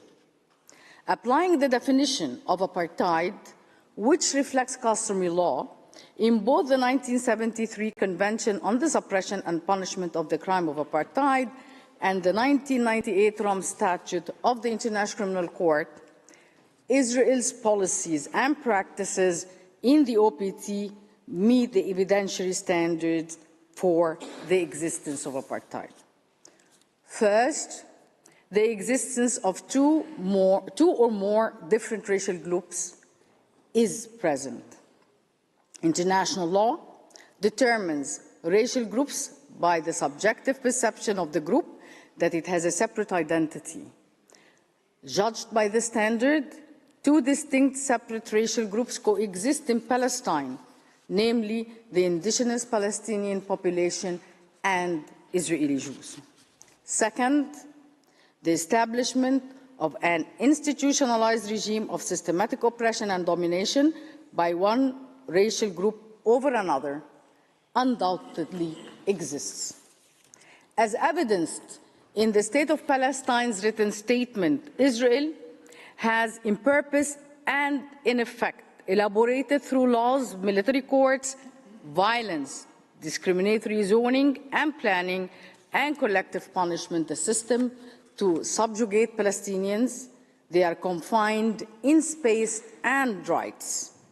They travel on segregated roads, a phenomena that even apartheid South Africa never knew. Third, the commission of inhumane acts is endemic. Israel subjects the Palestinians at unprecedented levels to inhumane acts as defined by these two conventions. Such inhumane acts include murder, forcible population transfer, massive arbitrary arrest, imprisonment, and torture. And while the occupation continues, they are becoming more egregious every year. Finally, the inhumane acts are committed with the purpose of maintaining the apartheid regime, and by it, maintaining permanently Israel's illegal occupation of Palestinian territory.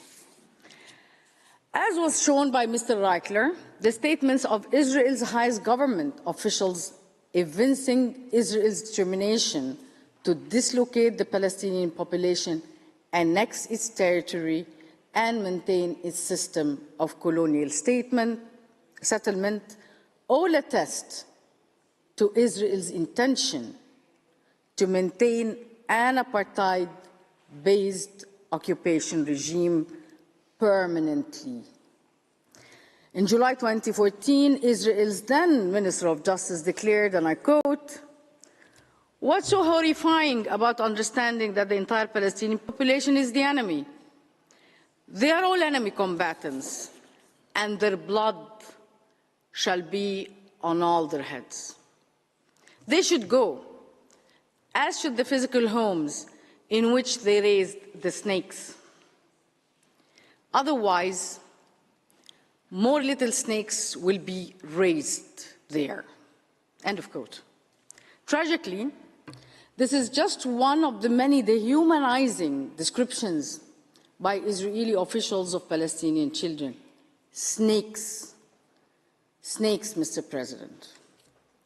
For all the above reasons, the State of Palestine requests the court to declare that Israel's discriminatory practices against the Palestinian people are tantamount to apartheid, which this court defined in its 1971 advisory opinion on Namibia as distinctions, exclusions, restrictions, and limitations exclusively based on grounds of race, color, or descent, or national or ethnic origin, which constitute a denial of fundamental human rights.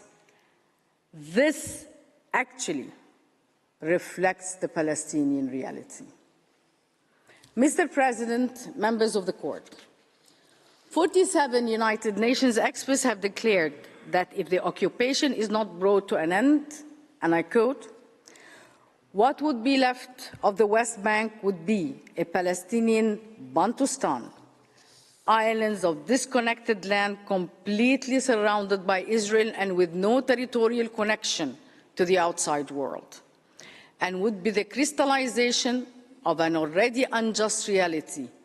Two peoples living in the same space, ruled by the same state, but with profoundly unequal rights. This is a vision of a 21st century apartheid. This is apartheid." The Palestinian population in Israel stands at 20%. Hence, Israel's discriminatory treatment of Palestinians must be viewed in its totality. As Palestine and other participants demonstrated in their written statements, the system of racial discrimination extends to all areas between the Mediterranean Sea and the Jordan River. Furthermore, Palestine, Namibia, and South Africa, together with a myriad of public figures, legal scholars, NGOs, concur that such discriminatory treatment amounts to apartheid. Even some Israeli officials admitted it. Although it might not be clear to the naked eye, by Israeli law, Jewish citizens of any country who have never been to Israel can automatically gain Israeli citizenship. Yet, Palestinians, refugees who have spent their entire lives in forced exile and in refugee camps are barred forever from returning to their homelands. Unfortunately, time won't allow me to expose the full extent of Israel's discriminatory laws, but I would only highlight that Israel has an extensive set of laws discriminating against Palestinians in every aspect of life. This was not left unnoticed by CERD, which noted that the practice of segregation between Jewish and non-Jewish communities continues to be applied in Israel proper. A one-state reality of unequal rights, consolidating segregation and apartheid against Palestinians, is reflected in the inherently discriminatory character of the 2018 Basic Law, Israel, the nation-state of the Jewish people. Under this law, exercising the right to national self-determination in the State of Israel is unique to the Jewish people. Developing Jewish settlements became an Israeli national value, not only in the occupied West Bank and the Syrian Golan, but even in Israel. And I ask where? On which lands? The answer is on the lands where Palestinian citizens of Israel live, especially in the Galilee and the Naqab. An exclusive right of one group and complete denial of the rights of another. From the Jordan River to the Mediterranean Sea, if this is not apartheid, what is? Israel's measures, policies, and practices against the Palestinian people are no less pervasive in their reach or less pernicious in their consequences than the institutionalized racial discrimination and segregation that existed in South Africa. And just like in 1971, the international community relies on this court to play its own genuine role to bring about an end to this glaring injustice. An immediate end to this illegal situation will bestow on the Palestinian people the fundamental rights to which they are entitled by international law, yet, unfortunately, they have been so unjustly denied. Let me conclude, Mr. President, with a cry of desperation, representing the countless victims of the ongoing Israeli atrocities, as described by the Palestinian poet Mourid Barghouti. In my despair, I remember, there is life after death, there is life after death. And I have no problem, but I ask, oh God, is there life before death? Mr. President, members of the court, I thank you for your kind attention. Mr. President, I respectfully request that you now call Professor Sands to the podium. Thank you very much. I thank Mr. Nagum. I now invite Professor Philip Sands to address the court. You have the floor, Professor.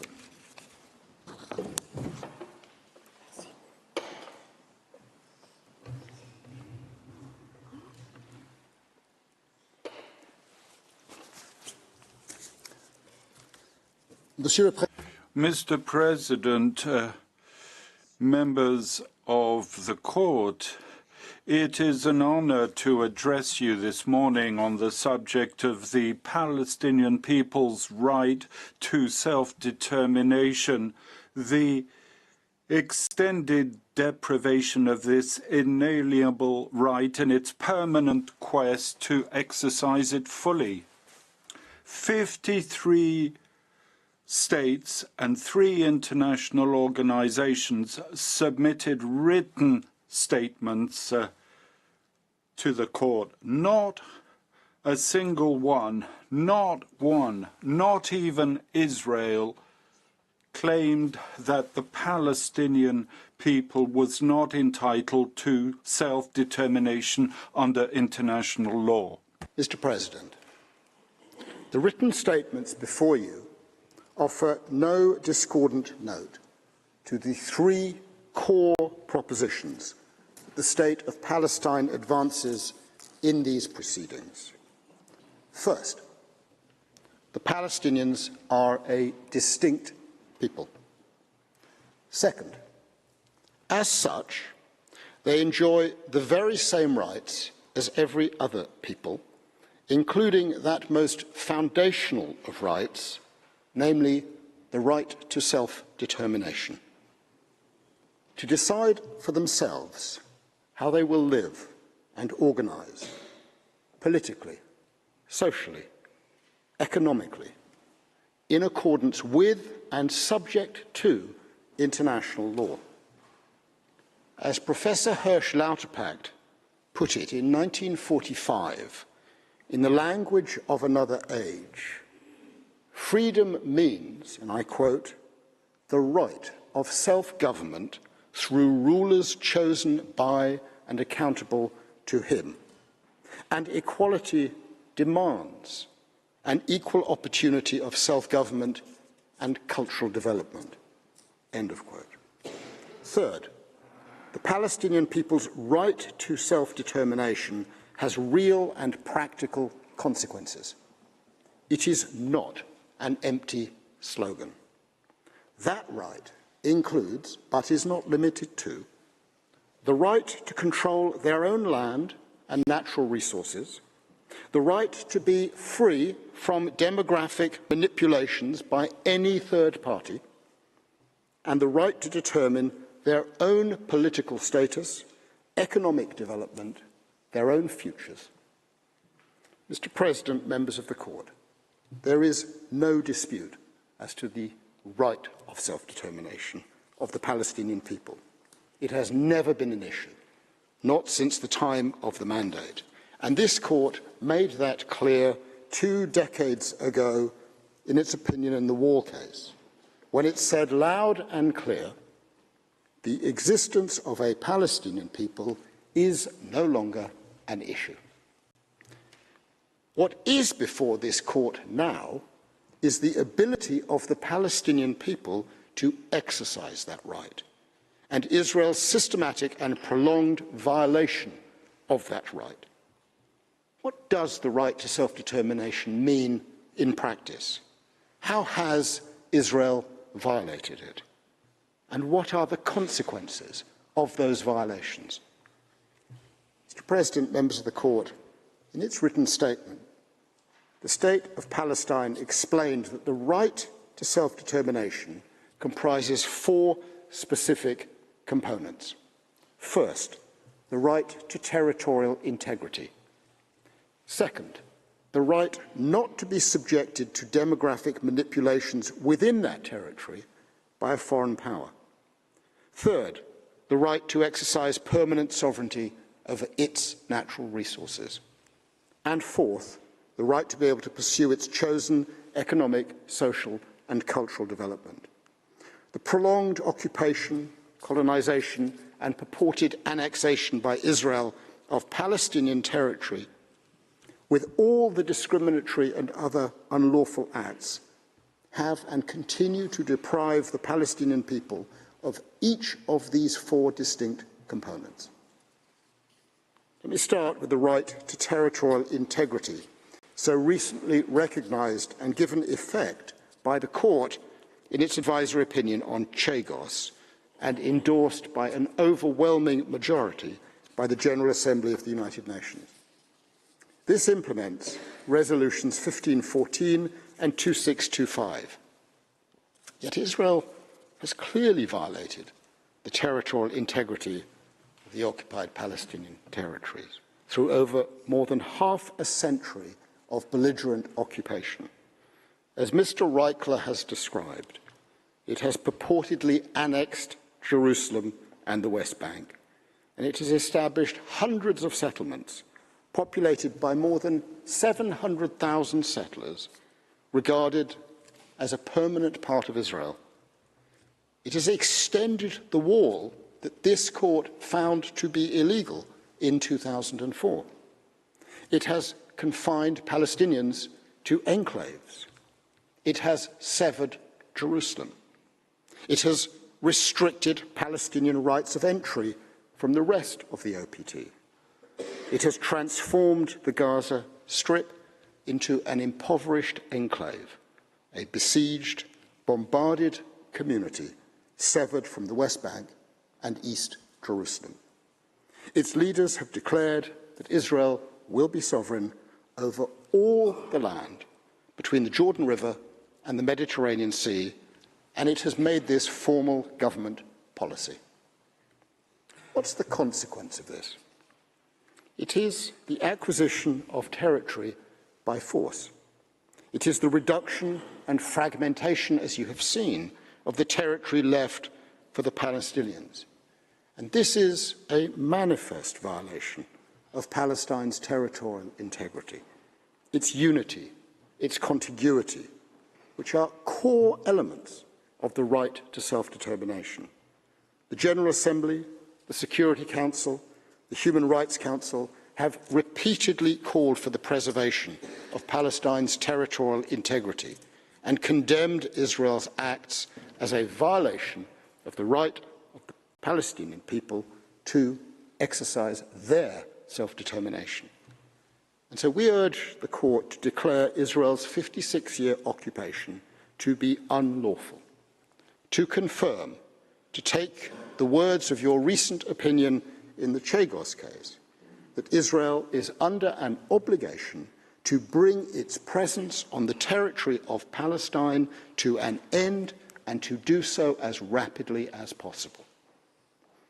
Mr. President, members of the court, I turn to the right not to be subjected to demographic manipulation. The Palestinian people, as you've heard and are aware, have been subject to a century of dispossession and displacement in manifest violation of their right to self-determination. This is in two ways. First, the forcible displacement undermines the integrity of the people, as the court has confirmed in the Wall and Chagos opinions. Between 1947 and 1949, during the Nakba, between 750,000 and 900,000 Palestinians were forcibly displaced. In 1967, a further 400,000 were forcibly displaced. Refugees are prevented from being able to return, and forcible displacements continue today. Entire communities in the West Bank, including East Jerusalem, are now before our very eyes on a daily basis across the entirety of Gaza. Second, transferring another people into the territory of Palestine is contrary to international law. It undermines the exercise by Palestine of its right to self-determination. Yet Israel declares that hundreds of thousands of unlawful settlers will somehow remain there permanently and forever. This is a demographic manipulation of the highest order. It is grave, it continues, it violates the right of self-determination. The law requires that such actions must end forthwith.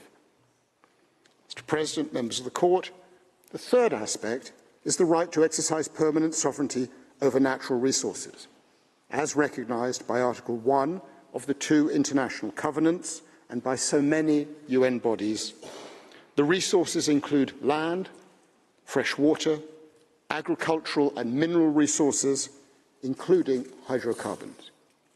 Israel's control and purported annexation of the occupied Palestinian territories embraces both the land and its natural resources. For example, Israel systematically appropriates water resources. In the West Bank alone, the United Nations has documented prohibitions on Palestinians drawing waters from the River Jordan and grossly inequitable allocations of vital groundwaters as between Israelis and Palestinians. Israel pillages rock quarries. Israel prevents Palestinian exploitation of hydrocarbon deposits onshore and offshore. These too are manifest violations of the right of self-determination. Mr. President, members of the court, the fourth component of the right to self-determination is the right of a people to determine its own political status and direction, and to pursue its own economic, social and cultural development of its choice. This is confirmed by a multitude of instruments and General Assembly resolutions. Yet Israel persists in prohibiting and punishing political expressions of Palestinian identity and nationhood. Flags are outlawed and attacked. Civil society organisations and political parties are declared to be unlawful. Leaders and elected representatives and civilians more generally, including so many children are assaulted, exiled, imprisoned, or killed. General Assembly resolutions and many treaties confirm that these rights exist under international law, and they've been systematically violated.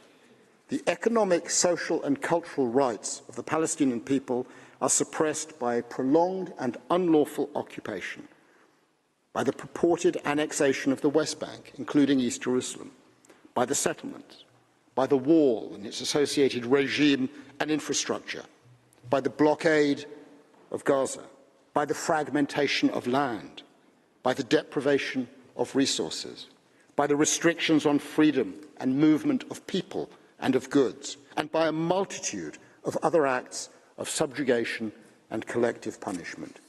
These acts and others have curtailed the access of the Palestinian people to livelihoods. They have made the country and the people totally dependent on aid. Cultural development, too, is under sustained assault. Access to religious and cultural sites is restricted, and the centuries-long historic status quo at Jerusalem's Christian and Muslim holy sites, notably at the Al-Aqsa Mosque, is undermined and violated. Religious, social, and cultural events are stopped. Schools and universities are besieged or just demolished. Cultural heritage is usurped or just destroyed. Writers, poets, academics are simply prevented from expressing themselves, and some, like the renowned poet Rifat al-Arir, have simply been killed. Religious leaders face intimidation, harassment, and incitement. And so too it goes for Palestinian social development. The World Bank, the World Health Organization, has described the health system in the occupied Palestinian territories as fragmented and fragile. Access to housing is destroyed by forced expulsions, demolition orders, seizure and destruction of property, discriminatory planning, violence, and intimidation from settlers. In the Gaza Strip, the economic, social, and cultural life of the Palestinian people has been decimated. After 17 years of blockade, the population is destitute. It is subjected to destruction on an industrial scale, now utterly dependent on humanitarian aid merely to exist. This continuing military assault today shocks the conscience of the world. Is it consistent with the right of self-determination, Mr. President? One only has to ask the question to see how it answers itself. The violence and restrictions imposed on Palestinians impact every aspect of Palestinian life. That's UNCTAD reporting in March 2003. And of course, today, the situation is even more grave. The violation of Palestine's exercise of the right to self-determination is manifest and it is gross.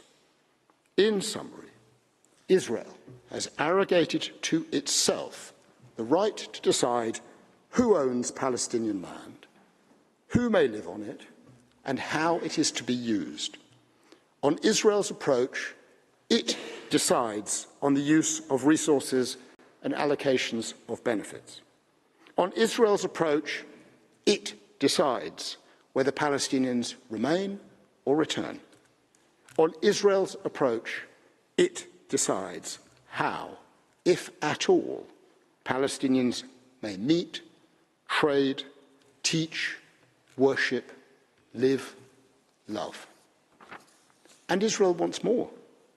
Its current Prime Minister and government celebrate the denial of Palestinian exercise of self-determination, of sovereignty and statehood. They celebrate it. They claim a right to construct settlements in the Palestinian territory.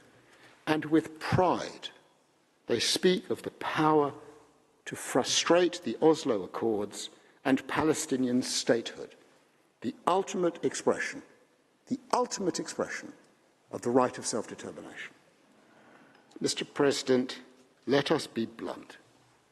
Israel has sought to negate the rights of the Palestinian people to exercise their right of self-determination in all aspects across all parts of the territory of mandatory Palestine. It has done so for decades, and it wishes to do so forever. Tragically, Israel celebrates the manifest violation of international law inherent in its prolonged occupation. Tragically, Israel asserts the right of national self-determination in the State of Israel, and I'm quoting, is unique to the Jewish people under its own 2018 basic law. Tragically, Israel sets its face against the role of international law.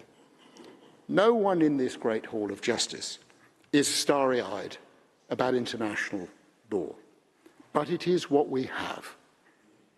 And it is your role as judges of this court, the principal judicial organ of the United Nations, to affirm the place and the power of international law, to confirm the illegality of the occupation, to make clear that Palestine, in all respects, meets the criteria of statehood under international law, with all the rights and responsibilities that implies. Mr. President, members of the Court, the existence and exercise of the right to self-determination are not conditional. The right is a peremptory right. This is recognised by states, by judges of this court, by the International Law Commission, by commentators. And what that means in practice is that there is no derogation from the existence or exercise of the right. In Chagos, the court confirmed that Resolution 1514, which recognises self-determination, must be exercised without any conditions or reservations, reflects customary general international law. The only limitation on the right, the court has said, is that the free and genuine expression of the people concerned has to be exercised in accordance with international law. In Chagos, this court swatted away British and American arguments that alleged security concerns somehow trumped the right of self-determination and its exercised. And we trust that the court will dismiss the argument that somehow the Palestinian people's right of self-determination is conditional upon a subjective determination by another state as to matters of its security. This right to self-determination includes the right of a people to form a sovereign and independent state. More than 140 states have recognized Palestine as a state, with a population, with a defined territory, with a government, being a party to multiple treaties, a state with rights and with obligations. Mr. President, members of the Court, Palestinian statehood is not dependent on the approval of Israel. An occupying power does not have and cannot have a right of veto over the right of self-determination of the Palestinian people. The inalienable rights of the Palestinian people include the right of self-determination, national independence, and sovereignty. What are the consequences of Israel's violations of Palestine's right to self-determination and its exercise? Professor Pele is going to address these matters, so I can be brief. As the purpose and effect of the occupation is the denial of the right of self-determination and the prevention, let's be frank, of the solution called for by the Security Council, the General Assembly, and the vast majority of states of our world, premised on the existence of the two-state solution, the occupation is illegal and must be brought to an immediate, unconditional and total end. The right of self-determination requires that UN member states bring Israel's occupation to an immediate end.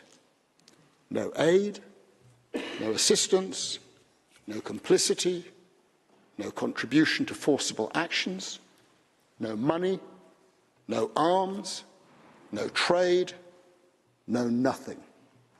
All UN members are obliged by law to end Israel's presence on the territory of Palestine, period.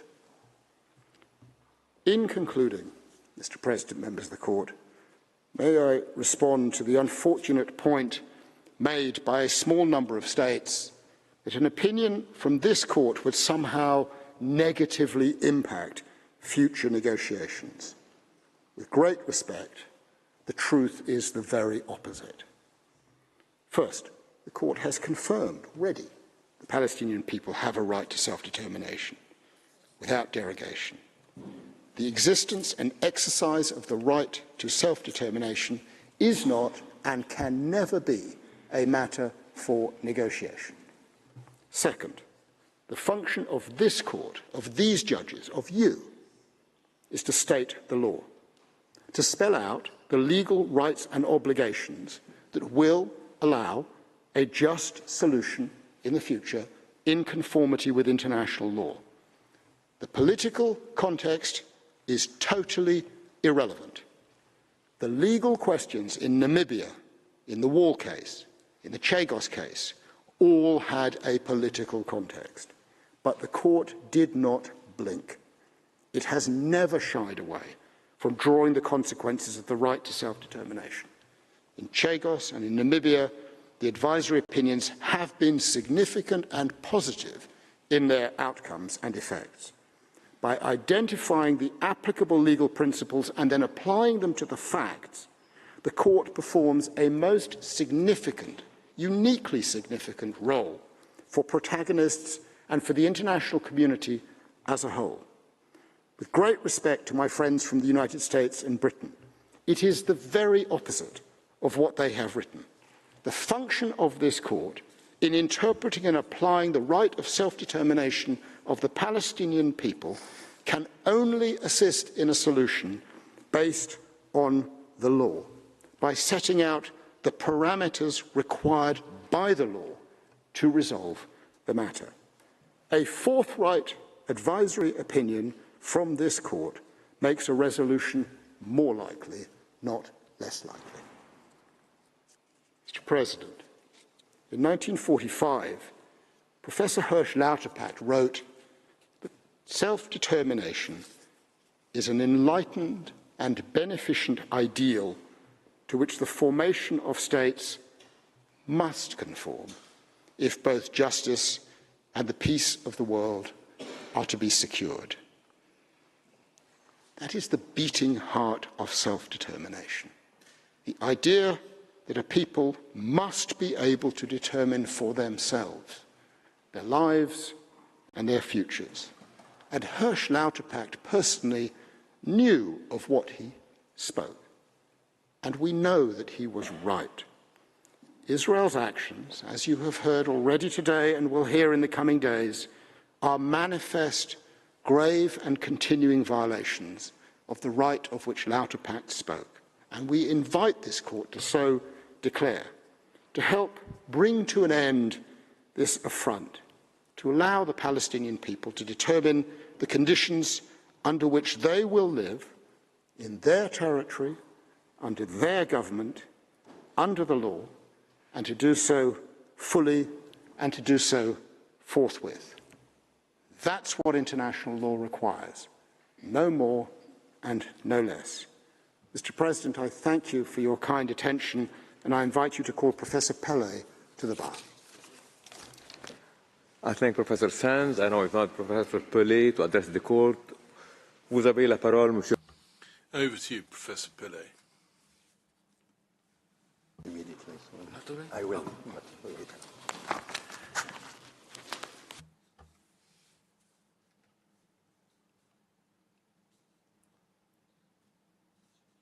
Mr. President, distinguished members of the Court, my colleagues summed up in the limited time which they had the principal internationally wrongful acts to be attributed to Israel.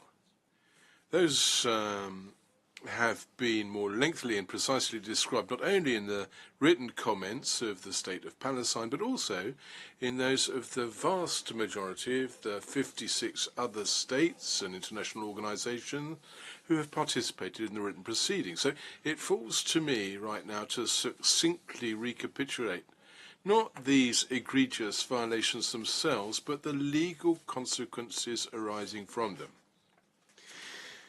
These consequences are the very subject matter of those two questions posed by the General Assembly to the Court, since both of them relate to the legal consequences of the prolonged occupations of the OPT. Were I to restrict myself merely to commenting on the list alone of the internationally wrongful acts of which Israel is responsible, were I to do that, I would exceed by far the time at my disposal. May I thus be allowed, distinguished members of the Court, to refer you to the passages in our written comments and those of the majority of states and international organizations participating in the written proceedings who set out these consequences in particularly relevant and careful fashion. Those references will be listed thanks to the diligent efforts of the registry in the reports of this hearing, and can also be seen in the overview table, which you can find under tab AP1 of your judges folder. It's rather a long table, I have to say. I'm going to say a few words about that in a minute.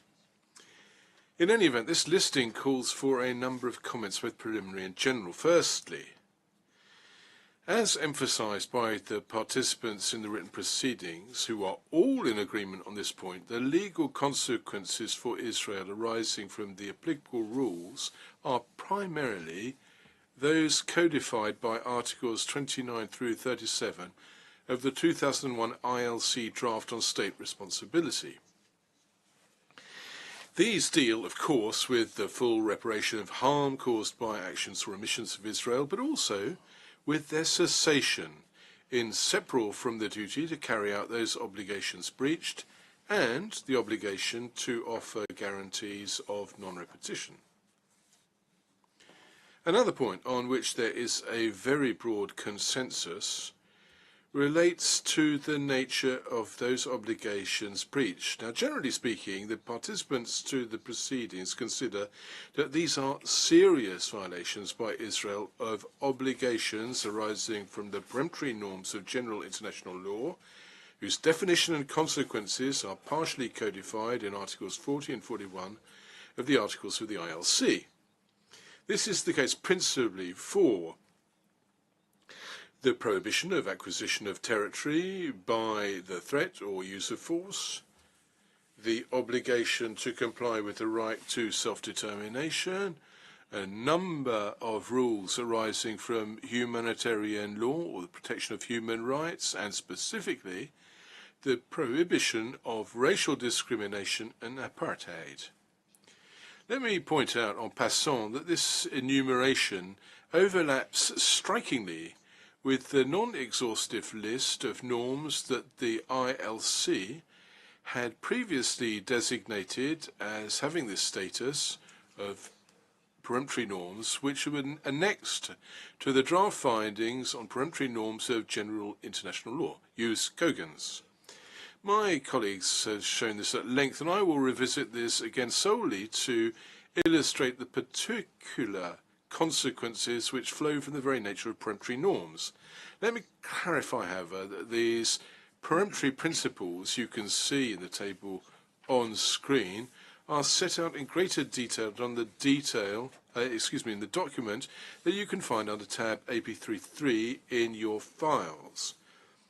The reason why it's helpful to single out these obligations is on account of their specific consequences. First, and this is the starting point, given that they are peremptory norms, they are binding upon and independent of the consent of their recipients. Secondly, unlike what some states would wish you to believe, you can't interpret them as derogating either from the rules of Jus Cogens nor from the Charter of the UN, which constitutes the supreme norm, creating both the Security Council and the Court, and which, of course, binds them both.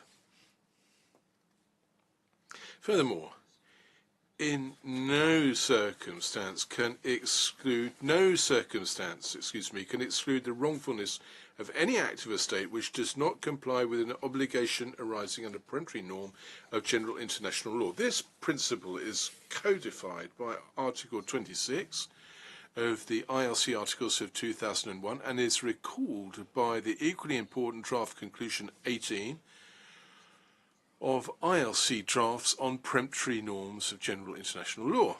And finally, Israel can't hide behind alleged circumstances precluding wrongfulness to justify the violation of its obligations, which are peremptory and intransgressible. Let me add that these considerations are equally valid mutatis mutandis regarding the obligations flowing from the resolutions of the Security Council, and first and foremost, of course, from those decisions taken under Chapter 7 of the Charter. And you can see the relevant list under Tab 3 of your folders. In no case may negotiations call into question the norms of jus cogens, one of whose main consequences, as you well know, is the voiding of any treaty if, at the time of its conclusion, it conflicts with the peremptory norm of general international law. So, the conclusion of negotiations may in no case be contrary to the peremptory norms which I set out just a few minutes ago, nor contrary to the binding resolutions of the Security Council, though these resolutions generally rehearse the former, applying them to the specific context of our case. Mr. President, contrary to what the US implied in their written comments, the holding of negotiations is not necessary for us to draw the consequences of Israel's violations of its international obligations. Once violations has been established and attributed, and in this case, this is beyond dispute, and indeed is undisputed, the responsibility of their author exists ipso facto with all attendant legal consequences. Now, to deny this, some states, a few states, have invoked inter alia one sentence quoted out of context, taken from your opinion of 9 July 2004 in the Wall case. I quote, "This tragic situation can be brought to an end only through implementation in good faith of all relevant Security Council resolutions, in particular resolutions 24-2/1967 and 338/1973. End of quotation. But all you said there is that the state of Palestine, which is ready to do so, and Israel, which appears far from it, must apply the resolutions of the Security Council. And they must do this both during and independently of any negotiations. And in your opinion on the Wall, you never considered that the so-called negotiating framework prevented you from ruling on the legal consequences of its illegal construction. May I add that neither Resolution 242 nor Resolution 338 refer directly to the responsibility of Israel for its practices and policies towards the Palestinian people. Only the second one of those, the Resolution 338, calls for, I quote, calls for negotiations between the parties concerned under appropriate auspices aimed at establishing a just and durable peace in the Middle East. So it's not a question of responsibility, and this question is as topical as ever. Now, sticking to the Wall opinion, you called the General Assembly's attention, and I quote you here, to the need for these efforts to be encouraged with a view to achieving as soon as possible on the basis of international law.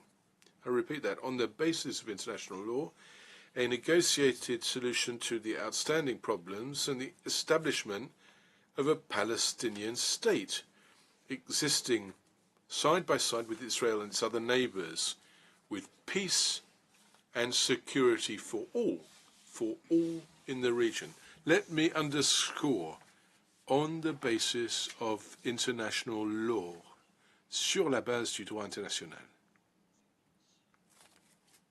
Another consequence of the peremptory nature of the norms breached by Israel is that Israel cannot rely on any circumstance to escape its responsibility, be it on the grounds of some consent purportedly given by the State of Palestine, or by invoking self-defense or necessity.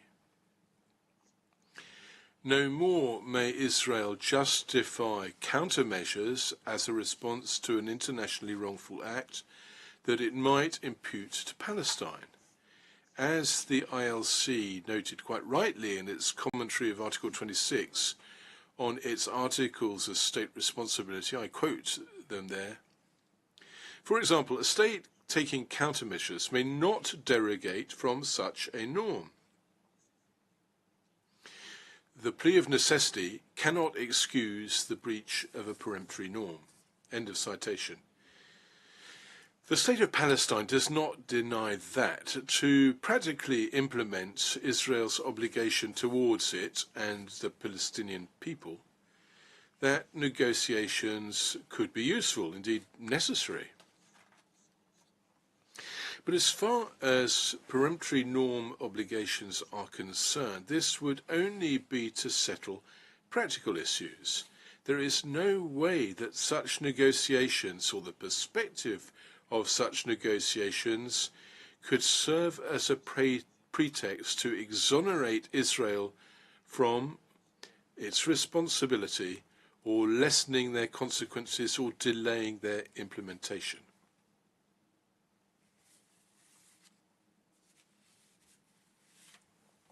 You can, yeah, thank you. Yes, thank you. I apologize. Distinguished members of the Court, as you will recall, not only the State of Palestine, but also a number of other participants, the obligations incumbent upon Israel to draw the consequences of its internationally wrongful acts are unconditional and immediate. That's the case for the obligation to put an end immediately and unconditionally to, and completely, to the occupation of Palestinian territory, including East Jerusalem. This is an occupation, as you well know, lasting almost 57 years.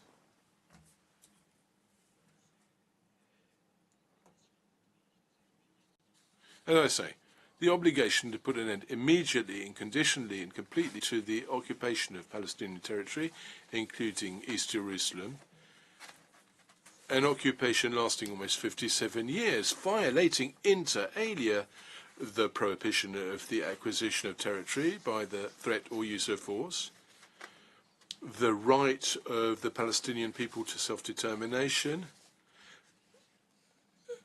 the prohibition of racial discrimination and apartheid, and those fundamental principles protecting human rights and arising from humanitarian law. Now, it's also the case for the obligation to cancel all legislative or regulatory texts aimed at annexing East Jerusalem or any part of the territory of East Palestine in disregard of its territorial integrity, as well as those organising the exploitation of its natural resources. The obligation as well to put an end to the policy of apartheid and racial discrimination of which the Palestinian people as a whole is victim, both in the OPTs and in Israel. This is also the case of the obligation to rescind all measures aimed at modifying the demographic composition of occupied territory, including Jerusalem and the status of the holy places. And in the same spirit, the prohibition to establish diplomatic missions in Jerusalem. The same applies to the obligation to dismantle settlements in the OPT, or the obligation to ensure the return of Palestinians expelled from Israel and from OPT and their descendants, and to restitute properties confiscated, be they property, both real and personal property, to their Palestinian owners, and to pay them, the owners, inter alia, appropriate compensation, and further, the obligation to search for, prosecute, and punish the authors of war crimes, crimes against humanity, including apartheid or genocide, or other egregious violations of human rights. May I be allowed to refer you, members of the court, to the table you can find at tab 6.1 of your folders, which summarizes, on the basis of the replies of both the State of Palestine and a number of other participants in the proceedings, those legal consequences on which you are called to rule. Mr. President, the secondary obligations, if you will, that I've enumerated thus far are the consequence of Israel's practices and policies pursued in persistent and egregious violation of the obligations of peremptory norms of general international law, and in first place of its illegal occupation, its denial of Palestinian people's right to self-determination, which is the source of all these evils. Were Israel to effectively and swiftly acquit itself of these obligations, Israel would be partially re-establishing the situation which existed before the wrongful act was committed. Without that, of course, adequately repairing the immense harm caused to the people of Palestine since the 1948 Nakba. To the extent that this harm cannot be repaired by restitution, Israel must discharge two other obligations consistent with the principles codified in Articles 34, 36 and 37 of Articles 2001. Israel must compensate the victims of its acts and give satisfaction in reparation of the damage caused by its internationally wrongful acts in the form of recognition of its breaches, expressions of regret, formal excuses, or by any other suitable means. I won't say more about compensation except to recall that reparation must be entire and that it is essential for those Palestinians who are direct victims of Israeli atrocities inter alia on account of the infringement of human rights and humanitarian law, and in particular, I quote, the applicability of the Geneva Convention relative to the protection of civilian persons in time of war of 12 August 1949 to all the Arab territories occupied by Israel in 1967. End of quotation. This is a Security Council resolution. I continue. But in the framework of the instant proceedings, distinguished members of the court, it falls to you to affirm the principle of compensation and not the quantum. However, you can be more precise regarding the satisfaction that the State of Palestine is entitled to expect from Israel, especially given that the Security Council and the General Assembly have already made specific and legally binding findings in this respect. The Security Council in 1967, I quote them, talks about the acknowledgement of the sovereignty, territorial integrity and political independence of every state in the area. This appeal to Israel remained without effect, but ought to have, and indeed should more than ever, encourage those states who have not yet done so to follow the example of the 139 states who've already recognized the State of Palestine. In that self-same resolution, the Council calls for, I'm quoting them again, the guarantee of the territorial inviolability and political independence of every state in the area. Every state. That includes, of course, without doubt, the state of Palestine. Now, these decisions, and these are binding decisions, were rehearsed, reiterated on numerous occasions since the important resolution 2334 of the Security Council of 23 December 2016, which is particularly important.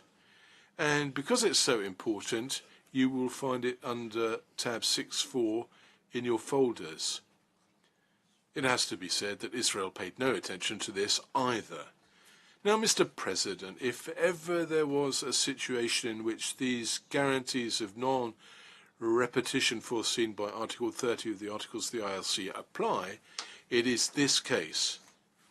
For almost 57 years, despite the repeated appeals of the General Assembly and the Security Council of the UN, and numerous other international organizations, be they NGOs or governmental, Israel has obstinately stuck to its policy of oppression and discrimination against the Palestinian people in breach of the most fundamental principles of international law, and by its practices has continually exacerbated the situation with the unconcealed objective of making impossible the realization of the Palestinian people's right to self-determination.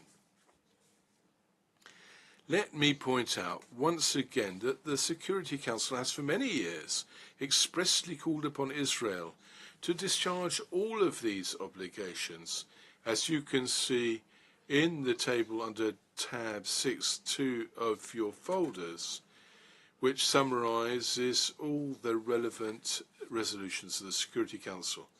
And the General Assembly insisted time and again on, I quote them, the urgency of achieving without delay an end to the Israeli occupation that began in 1967, end of quotation. And of course, as well to bringing to an end the other violations of Israel and its obligations whose urgent nature it emphasized by saying immediately.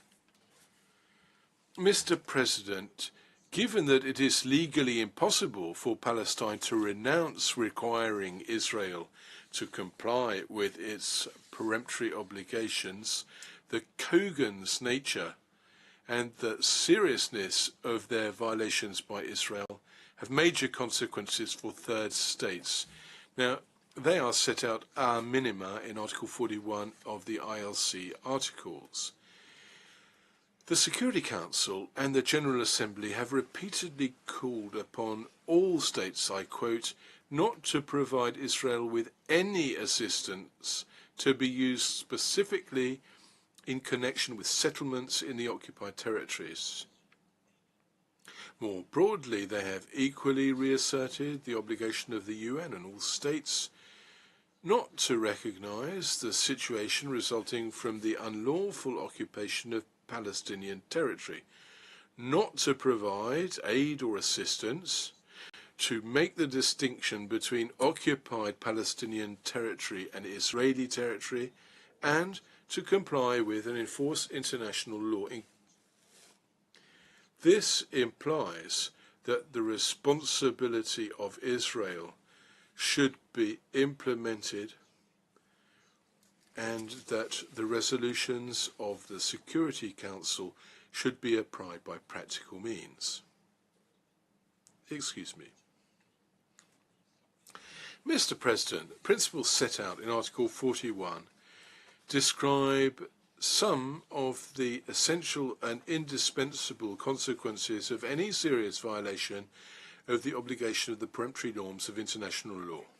Such norms are rare, it is true, but Israel has seriously and systematically breached most of them and continues so to do.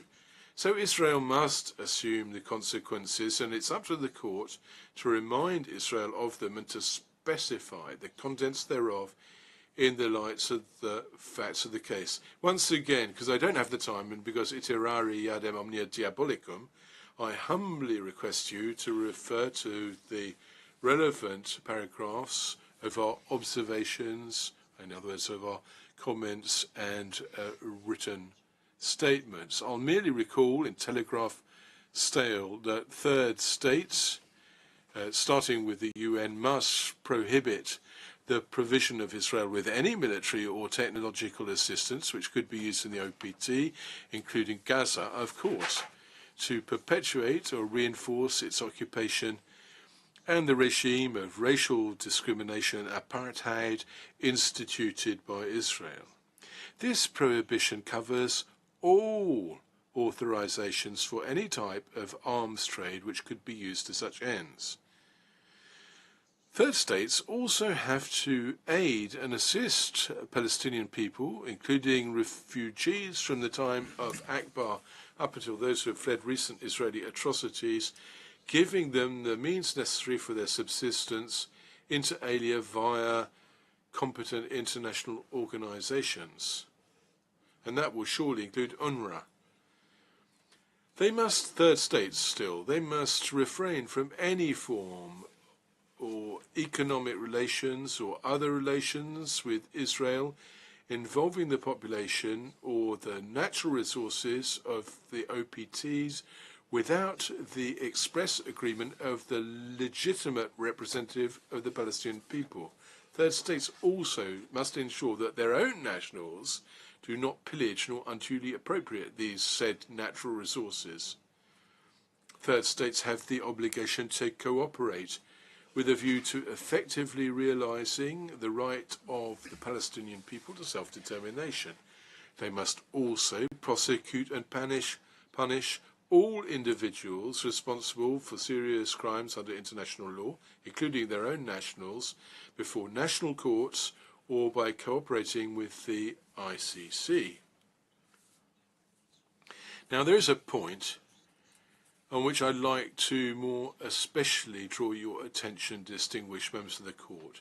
This relates to paragraph 3 of Article 41, which specifies that it is without prejudice to further consequences that without prejudice to further consequences that a serious breach, as defined by Article 40, may entail under international law. End of quote. As from then, the obligation of third states and the UN don't stop at these duties of cooperation and non-recognition. As Palestine explained in its written comments, they have an obligation, both customary and conventional, to pursue, punish or extradite the authors of violations, be they war crimes, crimes against humanity, the crime of apartheid, not to mention acts of genocide committed against the Palestinian people, whose plausibility you recognized in your order of 26 January. Moreover, you expressly recalled in your opinion on the war, I quote you here, all states parties to the Geneva Convention relative to the protection of civilian persons in the time of war are under an obligation, while respecting the UN Charter and international law, to ensure compliance by Israel with international humanitarian law as embodied in that convention. This obligation covers all crimes committed by or at the instigation of Israel. Distinguished members of the Court, I think that no case that you've had before you, be it contentious or advisory, has raised so many very, very serious questions as those on which you are called to rule today.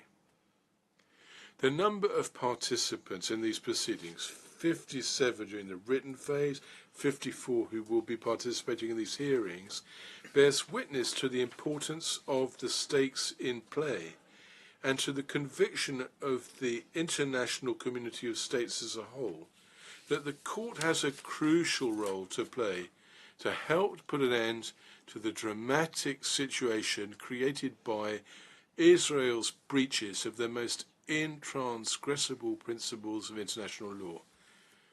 Like a large number of states and international organizations, Palestine detailed in its written observations the consequences of the very numerous and serious violations of international law committed by Israel, including most of its most fundamental rules.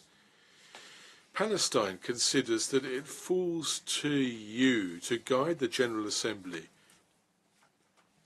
the UN and all states to ensure that Israel finally complies with those obligations upon it, stemming from its repeated, systematic and continuous breaches of the most fundamental principles of international law, which, let me repeat, all these principles, all these violations have been brought about by the prolonged occupation of Palestine, which is surely the mother of all its violations. Your opinion, distinguished members of the Court, will be a very precious guide for Palestine.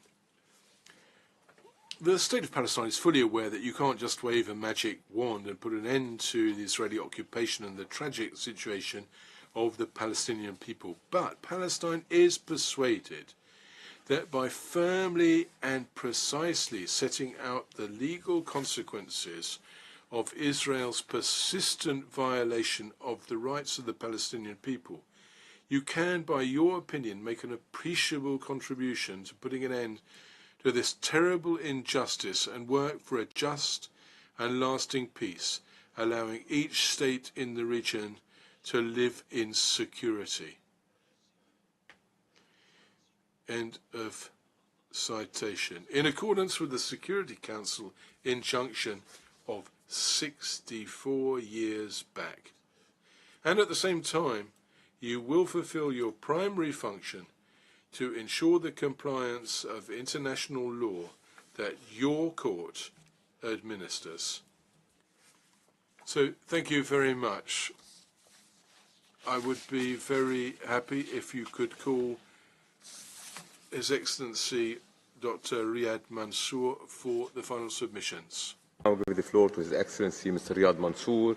You have the floor, Excellency.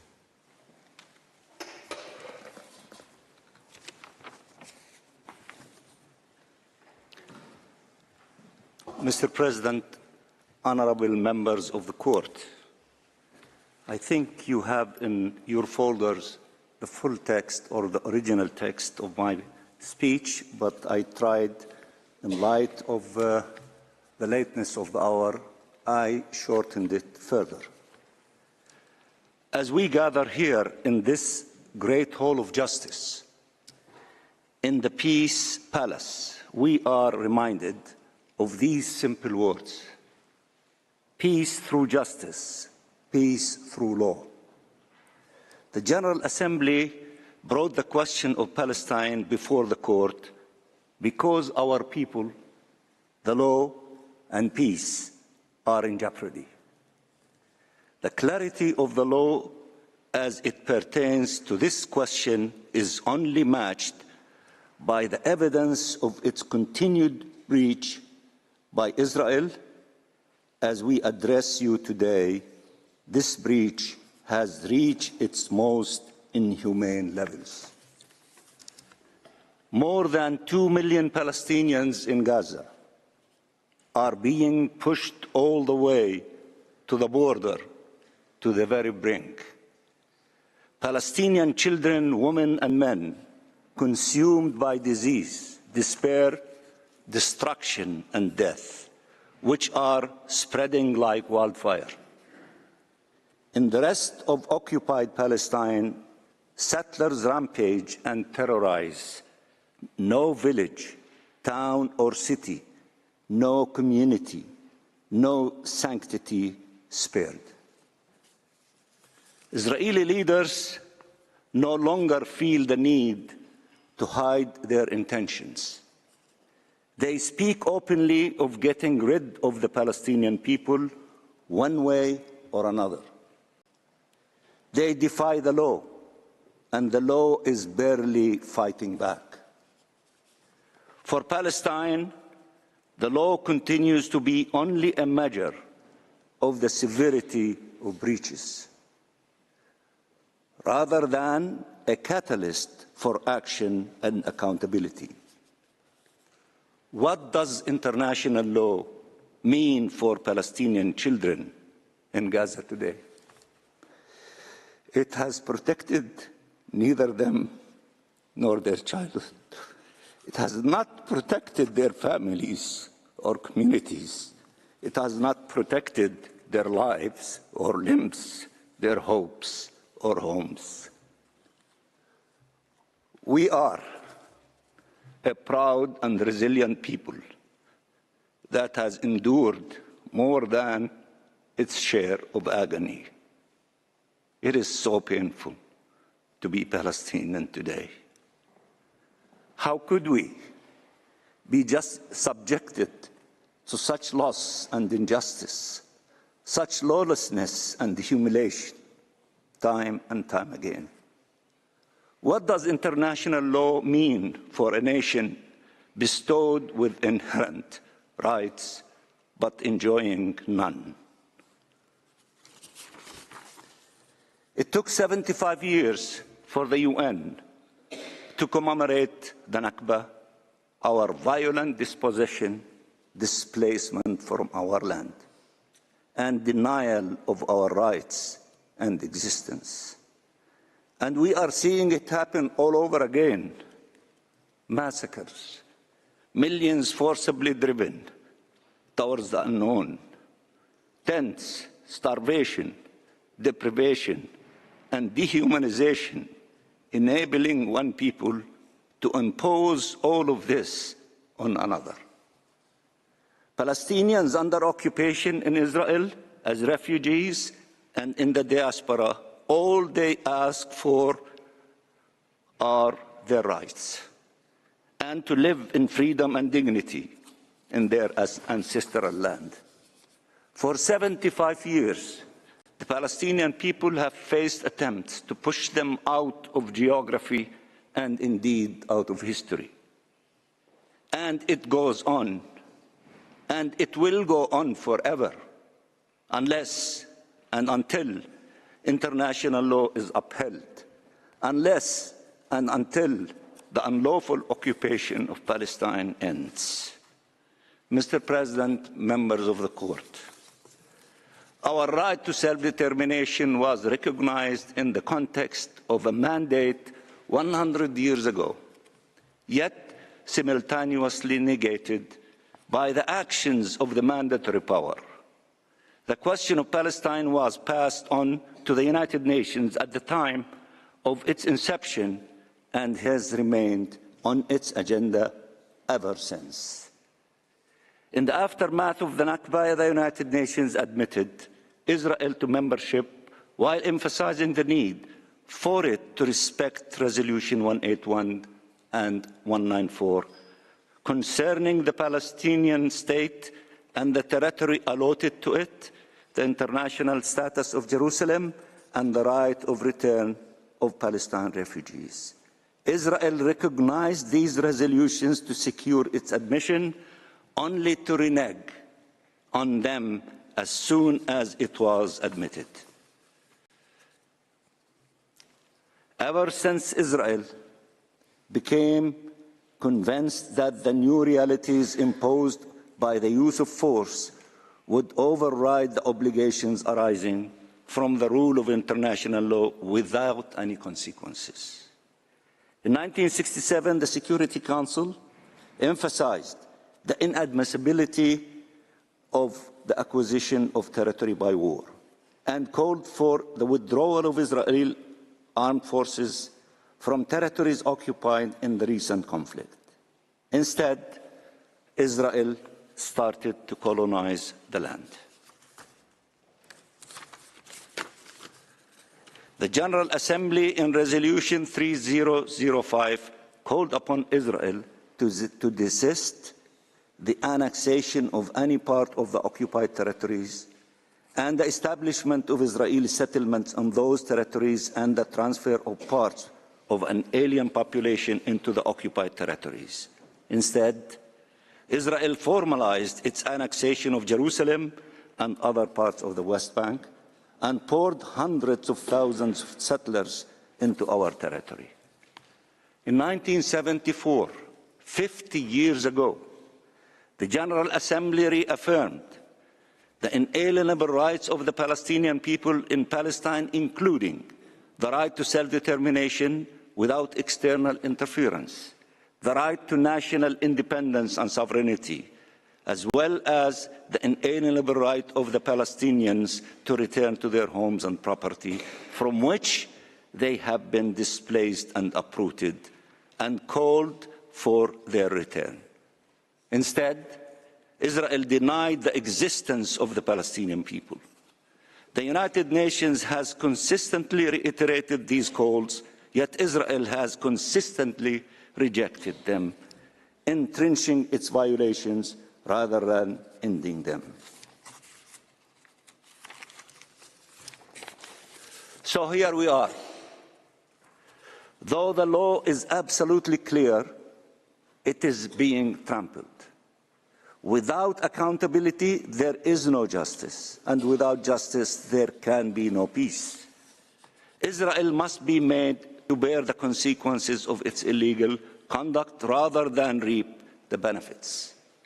After 75 years, justice can no longer wait for the day Israel has an epiphany and suddenly decides to reverse course and commit to the law and UN resolutions. Our journey in the search for justice has brought us before you, before the International Court of Justice, following the General Assembly's decision to seek your guidance. We call on you to confirm that Israel's presence in the occupied Palestinian territory is illegal. I repeat, it is illegal.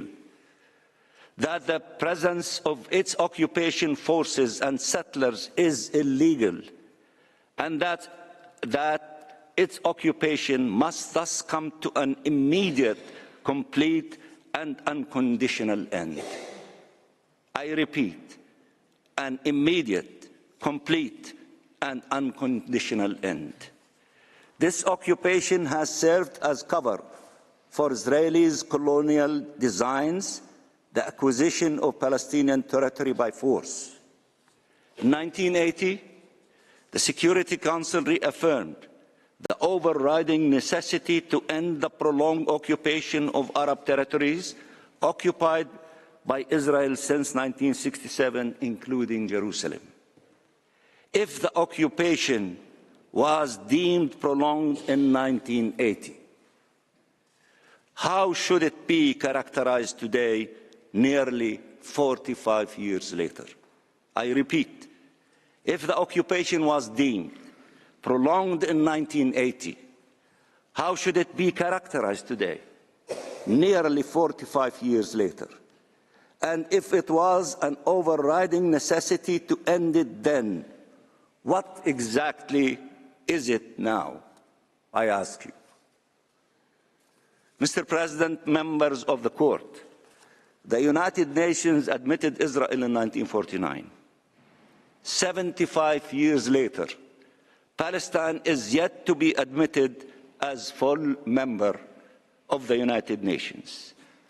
I sat in the General Assembly next to representatives of liberation movements, next to the ANC and SWAPO.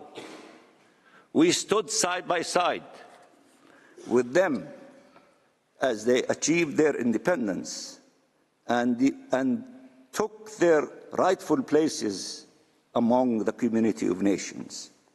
They cannot accept that the Palestinian people are left behind any longer, indefinitely denied their innate rights. That is why many of those states will appear before this court in the coming days.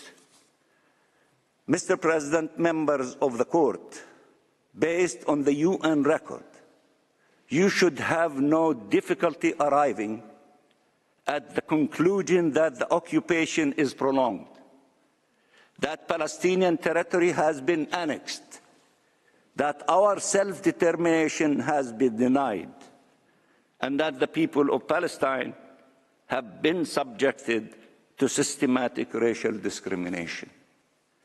The occupation itself cannot be distinguished from these breaches. They are not merely the result of the occupation, but are rather the foundation upon which the occupation rests. Rooted in the singular unlawful goal of maintaining permanent Israeli dominance over the occupied Palestinian territory and relegating the Palestinians it has not been able to displace to inferior status in their own land, in perpetuity deprived of their inalienable rights.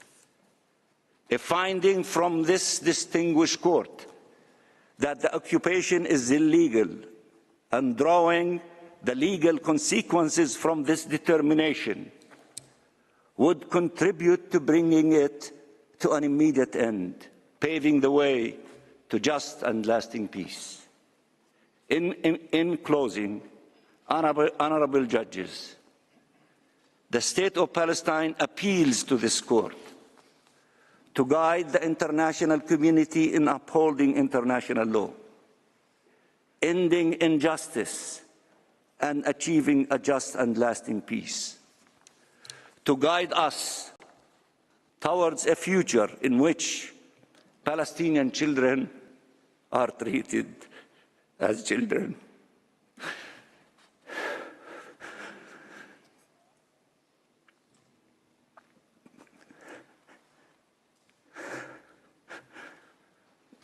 Not as demographic threat, in which the identity of the group to which we belong does not diminish the human rights to which we are all entitled.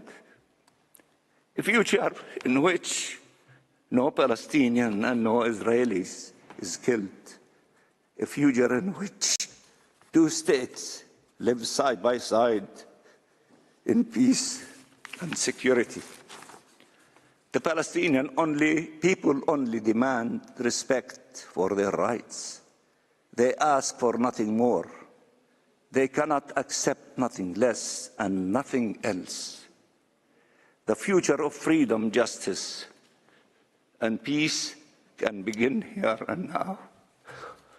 It is within your power to give the clearest statement possible on what the law is, what it requires, and what it means in practice for all members of the United Nations. We trust in your wisdom, your fairness, and your dedication to justice and the rule of law, and I thank you very much, Mr. President. I thank His Excellency, Mr. Mansour. This concludes the oral statement of the State of Palestine. Your statement brings to an end this morning's session. The court will meet again tomorrow at 10 a.m. to hear South Africa, Algeria, Saudi Arabia, the Kingdom of the Netherlands, Bangladesh, and Belgium. The sitting is adjourned.